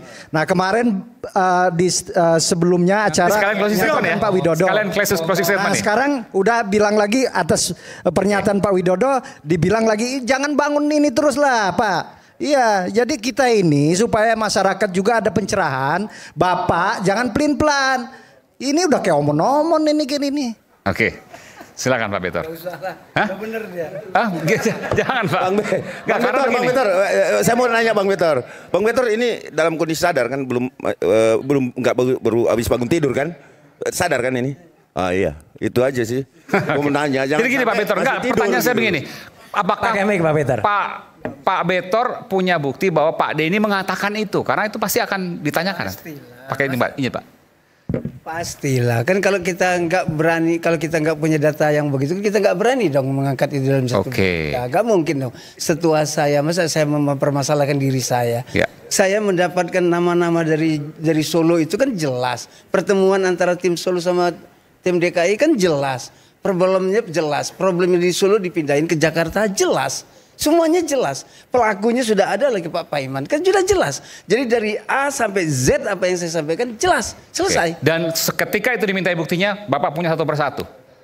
Itu tadi kan. Kalau Bapak terus mengkonfirmasikan ke Denny, ya urusan Bapak itu kan. Ya. Tapi di awal dengan saya kan ceritanya lain. Ini kan ada berapa waktu yang berubah. Semua orang kan berubah pada waktu entah apa tekanannya atau apa isinya kita nggak tahu. Pak Denny itu cetak Bapak dari pertama saya berani mengungkapkan itu karena saya punya data. Saya berani mengungkapkan. Pak Denny itu cetak itu mana datanya Pak Betor? Ini kan ada Pak Widodo. Tunjukkan dulu datanya. Pak Adi Wijanto sudah mengklarifikasi. Tunjukkan dulu datanya. Jangan membuat framing setiap hari berubah-ubah.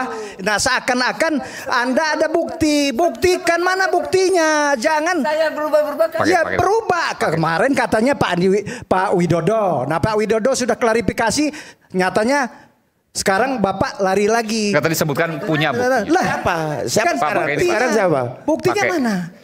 Lah nggak bisa katanya itu yang saya bilang. Sebentar, Bung Aiman, ini ada barusan saya terima. Buktinya di Pasar Pramuka. Sebentar. Persidangan. Sebentar Bang. Bisa bukti ditunjukkan di sini, harus di persidangan. Sebentar, nih. Gitu loh.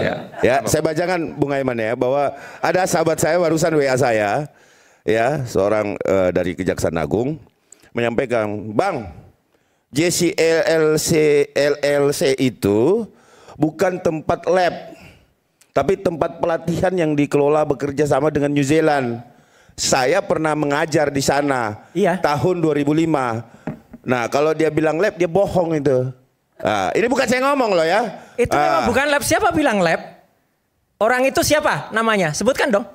Enggak, ya enggak usah lah. Nah, bohong, enggak ada itu. Saya bisa aja bilang, saya barusan dapat. Mau libatin orang lagi. Jadi begini, Bang Roy ini, sebentar. Bang Roy ini, Bang Roy bisa bilang, saya barusan dapat WA, Mas. Ini bunyinya adalah bahwa ini enggak pernah datang ke Bogor. Bang Roy ini sekalian closing statement ya. Oke. Jadi gini, Bang Roy ya. Bang Roy ini sudah menggali kubur teman-temannya sebenarnya, ya.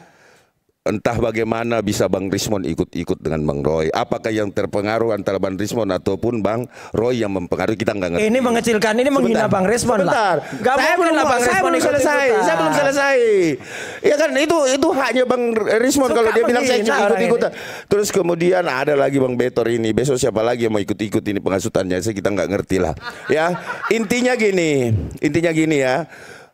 Mari selamatkan diri masing-masing lah. Ya kan? Nanti ketika kemudian terjadi chaos di dalam pelaporan ini, ya kan? Nah kita lihat aja, mungkin abang-abang ini benar, ya kan? Kita yang salah, kan gitu. Tapi kita buktikan, Bang, Pak Roy dan Bang Rismond. Saya mau bilang intinya gini, berbangsa dan bernegara itu, ya apalagi kita seorang peneliti, itu ada etika. Itu yang pertama. Yang kedua, tempatkanlah diri Anda, harga diri Anda sebagai ahli pada tempat seorang ahli. Ya, bukan meneliti sesuatu yang memang belum tentu diteliti aslinya, karena analognya nggak dipegang yang diteliti. Itu yang pertama. Ya kan? Saya sangat menghargai Bang Roy dengan kecintaannya terhadap bangsa mungkin. Dia pengen pemimpinnya semua mulus-mulus aja, jangan yang bicara ijazah palsu. Tetapi Mbo ya, mari kita meneliti ijazah aslinya, kan begitu. Jangan dari sosial media ataupun mana-mana, oke? Yang perlu saya sampaikan adalah terakhir untuk teman-teman, bahwa mari kita bersama-sama. Kenapa sih? Kalau saya diprotes terus sama saudara, marilah kita bersama-sama melihat kooperatif. Ya, saya minta saudara Rismond kooperatif. Kalau nggak mau datang nggak apa-apa, nggak usah datang sekalian. Panggilan polisi. Besok ada pemeriksaan. Kalau nggak mau datang bagus. Sorry saya potong Bang Iman. Silakan. Pak Paiman ingin berbicara. Oh, boleh di. Saya speaker nggak? Itu bagus tuh. Boleh di Pak Paiman tuh. Ini eksklusif nih. Silakan speaker lah. Coba silakan Pak. Silakan Pak Paiman. Pak Paiman. Ya, saya bicara aja sama Pak Iman, sebentar. Oke, silakan Pak Paiman. Ini kita live ya Pak Paiman. Silakan Anda mau menyampaikan apa Pak Paiman. Silakan Pak. Ya Mas Andi. Ya. Ini kita sedang live Pak. Selamat malam. Selamat malam, silakan Pak Paiman. Ya, jadi begini, saya terpaksa ikut bicara ya, karena ini sangat merugikan saya, keluarga saya, anak saya pun sudah tidak mau sekolah, ya kan? Jadi gini, saya demi Allah sumpah mati nggak pernah yang namanya saya itu bikin ijazah Jokowi. Karena apa? Saya hidup selalu jujur. Saya itu orang kecil dari SMP kemudian berjuang. Kalau saya nggak hidup bener, saya nggak mungkin dapat keberkahan sampai sekarang. Jadi gini, sekarang buktikan aja kalau memang saya dituduh, siapa yang bilang, terus kemudian ijazahnya bentuk yang dipalsukan seperti apa. Dan siapa yang mengatakan saya di Matraman itu sampai 2017. Saya itu sampai 2002. 2003 saya itu sudah jadi Kaprodi. 2017 saya Direktur Pasca dan PLT Rektor. Jadi nggak mungkin lah saya itu membuat hal-hal seperti ini. Jadi tolong janganlah. Kalau membenci dengan Jokowi ya jangan melibatkan yang lain gitu. Kalau saya benar ya, demi Allah betul-betul mati kalau saya melakukan hal-hal yang seperti dituduhkan. Jangan. Pak Paiman, sebentar gini Pak Paiman. Ya. Tadi ada pertanyaan dari Mas Roy. Kapan Pak Paiman terakhir halal bihalal? Di Pasar Pramuka. Sama siapa? Di Pasar Pramuka itu ada fotonya. Karena begini, kecurigaan dari Mas Roy dan kawan-kawan, ini ingin mengondisikan. Karena sebelumnya nggak pernah halal bihalal, tiba-tiba Mei 2025 melakukan halal bihalal dengan pedagang pasar Pramuka. Silaturahmi. Oh, jadi gini. Oke, silakan Pak. Itu. Pertanyaannya kapan terakhir halal bihalal Pak? Selain 2025. Saya nggak ingat. Seingat saya itu bulan April. Karena setelah Lebaran. Seingat saya bulan April. 2025 ya Pak? Tanggalnya Mei April. Jadi belum ada yang namanya kasus saya dengan Mas Roy. Saya juga belum WA Mas Roy juga belum. Gitu loh. Jadi kalau halal bihalal itu saya juga sebenarnya juga nggak mau datang. Cuman karena dari toko yang diundang itu nggak ada, terpaksa saya datang. Saya datang dengan anak saya juga, gitu loh. Jadi nggak ada kaitannya. Orang saya cuma datang juga cuma sebentar. Oke, Pak Paiman, nih Roy Suryo. Pak Paiman di foto itu jelas tanggal 1 Mei. Satu lagi Pak Paiman. Kenapa Pak Paiman sempat mau disebut ngaku-ngaku orang Komnas HAM? Jujur Pak Paiman. Siapa yang Komnas HAM siapa? Lah ya itu ada kredit saya banyak tuh YouTuber ceboker Nusantara itu. Clear banget tuh Pak Paiman. Ya udah. Aja. Saya bukan orang Komnas HAM, saya orang dosen kok saya. Lah iya, ya udah. Tapi Bapak itu disebut Komnas HAM. Pak Paiman, sebentar Pak Paiman. Pak Paiman berarti nggak ada hubungannya dong dengan masalah ini. Saya tanya Pak Paiman, saya regen. Berarti nggak ada Pak Paiman dalam hubungan melakukan ijazah palsu ini, membuat ijazah. Pak Paiman mau ya ini. Nanti diperiksa ya. Ya, pokoknya disidik ya. Bener ya Pak Paiman ya. Dulu silakan aja. Oke, disidik mau. Ya udah. Ya, Pak Paiman ya hadir ya. Nah, clear. Bagaimana mau mengatakan ijazah palsu? Oke. Jadi sebentar Pak Paiman tadi mengakui kok. Iya, halal bihalal itu tidak pernah dilakukan sebelumnya, tapi 2025 Pak Paiman kumpul di sana dengan alasan karena sekarang diundang. Tanyakan sama yang ngadakan halal bihalal. Saya kan hanya diundang. Oke, baik. Gitu baik, loh. baik. Jadi tidak ada kaitannya. Baik, gitu loh. baik. Jadi janganlah kita hidup ini sesuatu yang tidak ada dibikin. Kasihan dong keluarga saya. Saya tuh merintis dari bawah sekali kok sekarang nama saya dihancurkan begitu. Baik. Nggak boleh lah. Gitu. Baik, terima kasih Pak Paiman, terima kasih sekali. Pak Paiman ditunggu ya, nanti kalau live ya, nggak cuma suara ya. Ditunggu ya, laporannya Pak Paiman ya. Terima kasih Pak Paiman. Makasih Bung Andi. Oke, baik, makasih. Kita berikan tepuk tangan untuk Pak Paiman karena akhirnya muncul. Terima kasih sekali lagi, luar biasa ini Pak Paiman akhirnya muncul berani untuk menyampaikan klarifikasinya. Terima kasih, ini kami apresiasi sekali. Tapi masih ditunggu tuh Mas. Iya. Baiknya Pak Paiman tuh. Ini kayaknya ada sesuatu. Oh enggak, memang. Ini ada sesuatu Bung Roy ini. Ada data yang harus dikejar dari Pak Paiman. Ya tadi Bung Roy tahu dari YouTuber. YouTuber yang dipercaya sama dia. Enggak gini, karena YouTuber itu teman-teman Anda semua itu ceboker Nusantara itu. Apa karena nggak punya YouTuber juga? Narasinya nyerang kami semua.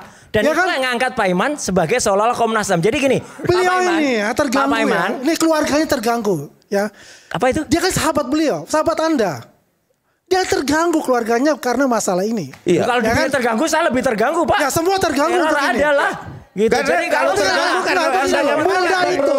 Karena Anda yang buat. Oke. Jadi sekali lagi gini. Jadi sekali lagi. Kita menghargai. Nanti Mas Roy, saya berikan pasangan untuk closing statement. Oke, nanti silakan. Bung Rismon dulu silakan. Closing statement, baik. Ini kan karena tadi itu kita konteksnya adalah seorang presiden, mantan presiden yang nggak mau secara gentleman menunjukkan memegang ijazah S1 UGM. Itu loh. Kalau dia benar alumni UGM justru bangga seperti saya coba. Atau saya perlu datang ke rumah Pak Jokowi untuk menunjukkan ijazah S1 UGM saya sama-sama kita. Saya nggak presiden aja berani.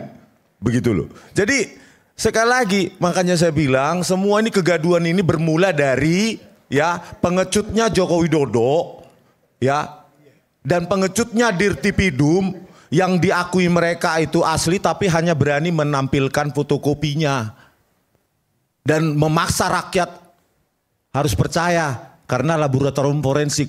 Kalau memang Anda percaya dengan penelitian Anda, tampilkan yang asli. Bang Aiman nanti saya kasih satu closing ya buat saya. Bentar. Ya. Makanya saya bilang kalau orang awam yang sekarang sudah mulailah kita munculkan saya UGM, hashtag saya UGM. Ayo kita tunjukkan ijazah UGM kita. Itu baru alumni UGM. Alumni UGM bukan malu sebagai alumni UGM. Ijazah UGM bukan aib. Masa kita punya presiden yang gak berani menunjukkan ijazahnya? Sudah 10 tahun di biaya negara ini. Sudah 30 juta per bulan, dikasih Alphard, dikasih 12.000 meter.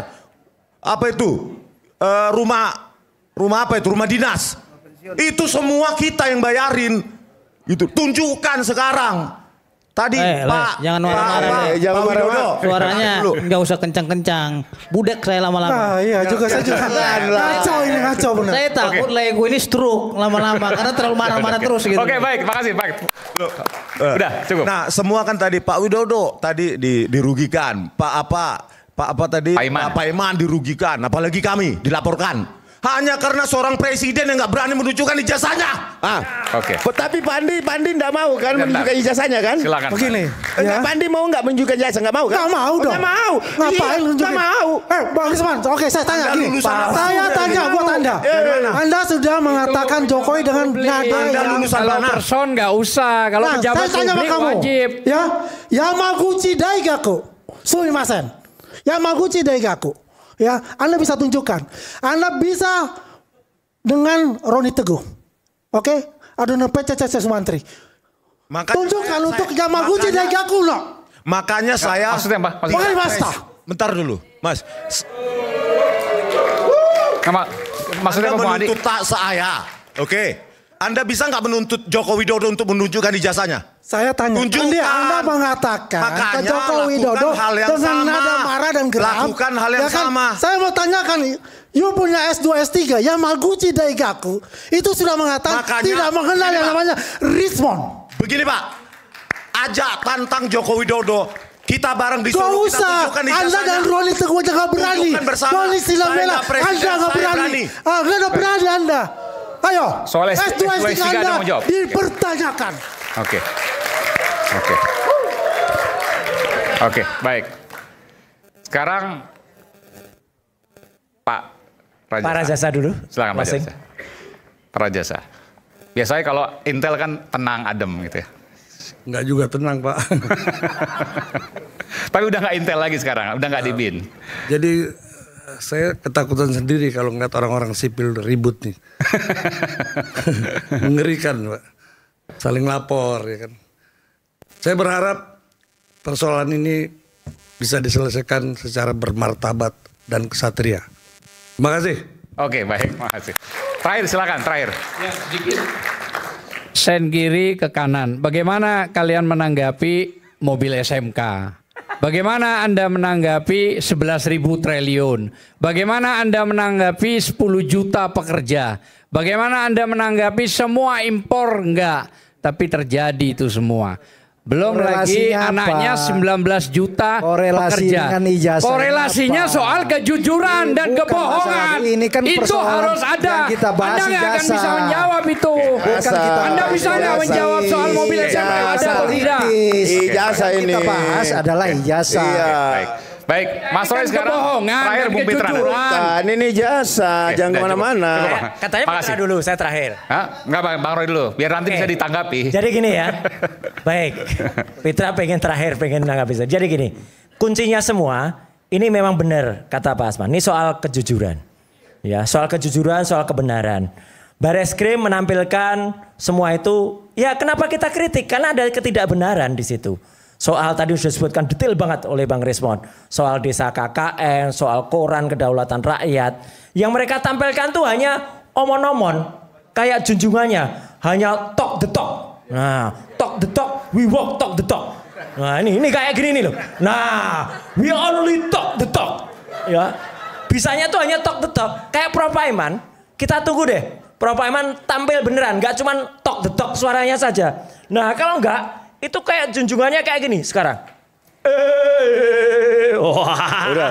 Bang Petra tolong dibungkus dulu itu. Bang Petra tolong dibungkus dulu. Ini sekarang saking malunya sekarang kepalanya tertunduk ini. Udah mau ada laporan tuh besok. Ini bungkus dulu Bang Petra. Ini sudah kayak gini nih sekarang. Dan saya anunya lagi mirisnya lagi ya Bang Aimon ya. Sampai ada orang petinggi ya dulu bekas pejabat ya bekas aparat nggak ngerti arti wayang ya kayak ini tadi bungkus dulu mau dilapor wayang tuh kesenian yang adiluhung dulu itu memang orang menggunakan wayang untuk mengkritik ada wayang suluh ya memang ini patah Udah patah dia sakit sampai kemarin sakit kulit, sekarang mungkin sakit leher sekarang. Aduh. Berdiri dong kamu. Masa malu? Malu dia? Dia malu menunjukkan ijazahnya. Jadi ya nggak usah. Nah, ada orang malu menunjukkan ijazahnya, bumi makin gonjang-ganjing. Wah. Tancap kayon. Selesai. Oke, baik. Silakan Bung Mitra. Terima kasih Bang Aiman.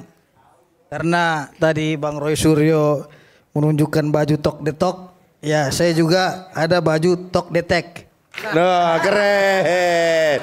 Pakai dong. Keren. Ini keren nih. Tahanan bini. Oh, ini bukan tahanan apa ya? Tahanan bini. Bini. Pergi dicari, pulang dimaki. Enggak dong. Ya. Ini bini siapa maksudnya? Ini tahanan bini. Kenapa gitu? Pergi dicari, pulang dimaki. Saya khawatir Bang Rismon, Bang Roy, Pak Paiman dimaki sama istri. Karena terlalu banyak opini-opini, ya cocok logi, katanya, sehingga kalau memang teman-teman mau baju ini ada nih, saya siapkan 3. Tapi pertanyaannya pasti nggak mau kan gitu. Jadi ini, ya. Pakai dong. Loh, ada yang pakai dong. Kalau saya sih ngapain pakai itu? Jadi begini Bang Aiman. Ya, oke. Baik, artinya biar ada perimbangan kan gitu. Karena Bang Roy tadi menunjukin baju Tek Dotok, terus wayang, ya kita juga siapkan baju tahanan bini. Artinya lebih bagus menjadi tahanan bini dibanding tahanan politik atau tahanan negara atau tahanan kriminal kan gitu. Kalau bini kan masih bisa dimarah-marahi, nggak boleh pulang keluar rumah. Tapi kalau memang tahanan kriminal, ya, nah kita nggak bisa kemana-mana, gitu loh. Jadi Bang Aiman, saya ingin menyampaikan kepada teman-teman kita ini karena tadi menyinggung Bareskrim Mabes Polri, menyinggung Pak Dirtipidum, Pak Juhandani. Memang menjadi polisi itu sangatlah berat, Bang Aiman. Salah dicaci maki, benar tidak dipuji. Jadi apapun yang dilakukan oleh polisi ini, polisi harus bisa menjadi perfeksionis di mata masyarakat, harus bisa menjadi sempurna, harus bisa menjadi malaikat. Tapi yang pasti polisi selalu menembak hati rakyat untuk melindungi, mengayomi, dan menegakkan hukum di tengah-tengah masyarakat. Jadi saya secara pribadi dan mewakili teman-teman di Perkumpulan Praktisi Hukum dan Ahli Hukum Indonesia mengucapkan selamat Hari Bayangkara yang ke-79. Selamat Hari Bayangkara. Semoga Polri semakin jaya. Jadi 10 detik dulu ini saya putarkan ini biar teman-teman polisi Bentar saudaraku ini ada semangat. Dari Denny Iskandar. Bentar, nanti Pak.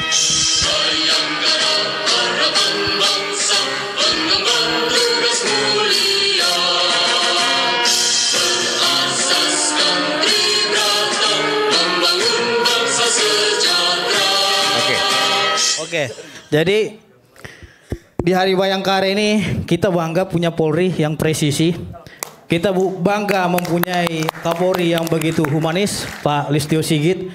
Kita bangga memiliki Pak Kabar Eskrim, Pak Wahyu Widada, dan kita bangga memiliki Dirtipidum yang begitu sigap dan cepat dalam menangani laporan-laporan dari teman-teman walaupun hasilnya itu dihentikan. Artinya apa? Polisi itu tidak diam dan tidak menyepelekan apapun laporan dan pengaduan dari masyarakat. Sehingga proses hukum yang dilakukan oleh teman-teman maupun proses hukum yang sedang ditangani oleh penyidik itu sudah sesuai dengan ketentuan hukum.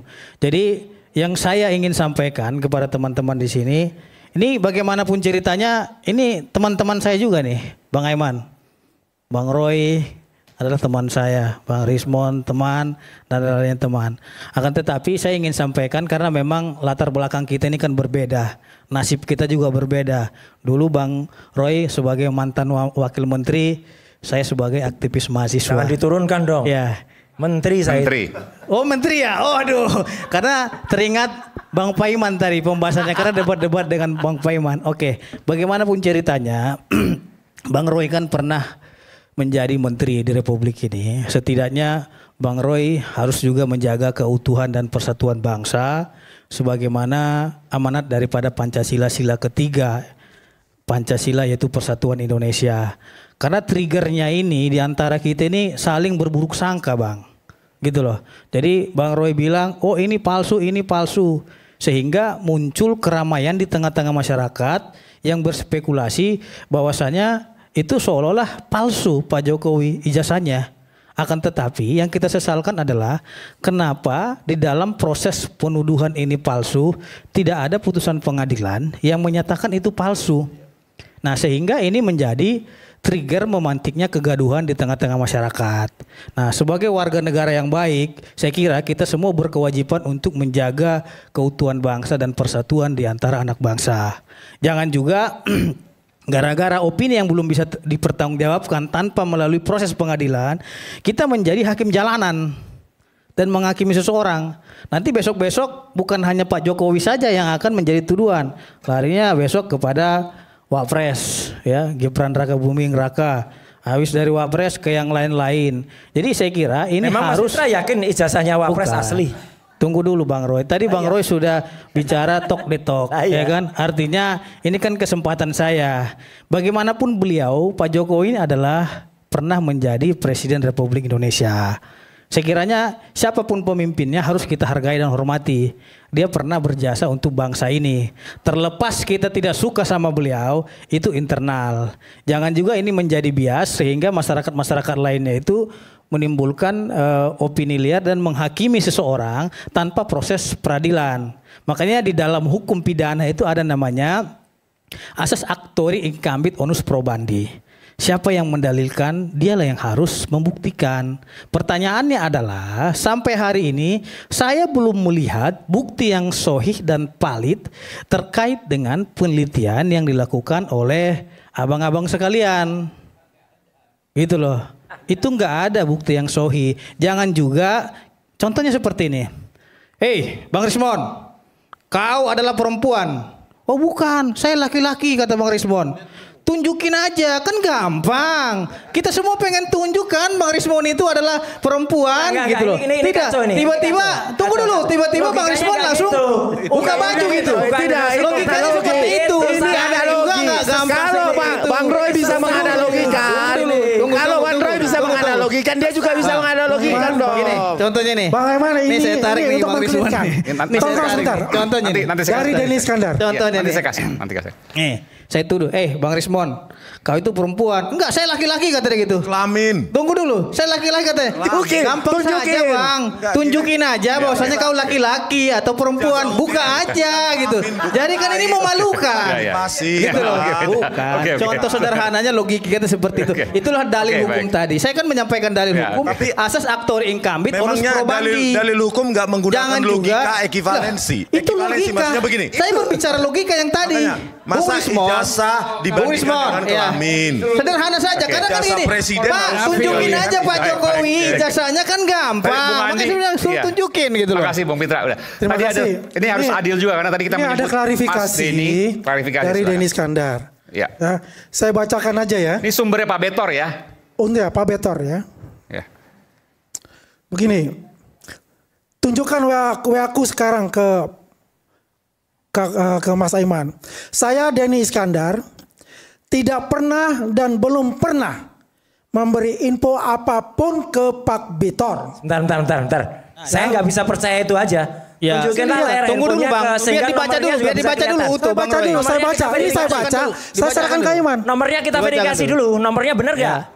Nomornya benar nggak? Silakan nih Pak Betor Coba lihat. Betul nggak? Oh ya benar. Cek. Oh enggak. Saya nggak percaya. Lo nggak percaya orangnya? Nggak percaya orangnya? Mengatakan betul atau enggak? Mabes Polri aja dia nggak percaya, apalagi handphone. Bisa Bang. Mabes Polri aja tadi percaya, apalagi baca dulu. Saya baca dulu.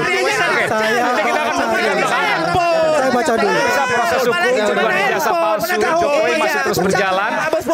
Saat pengadilan akan membuktikan publik menanti kebenaran yang berpijar. Saya Aiman Wicaksono, sampai jumpa di Rakyat Bersuara berikutnya. Namun sebagai bentuk apresiasi di program Rakyat Bersuara, iNews dan Sarung Mangga ingin menyerahkan bingkisan kepada semua narasumber di sini yang hadir. sarung cap mangga, bangga bersarung mangga. Mana sarungnya? Oke. Saya berikan kesempatannya. Terima kasih. Sampai jumpa di Rakyat Bersuara berikutnya. Sarung mangga, Pak. Oke. Supaya adil kanan kiri. Pak Betor pakai sarung juga kan? Pakai sarung juga. Itu bagi ada 3 ya? Ada 3. Ada 3, Pak. Nanti dibagi 3. Bang Rizwan mau pakai sarung? Pakai sarung. Kenapa nggak mau? Mau. Terima kasih Pak Widodo. Sarung mangga, Pak. Sarung mangga.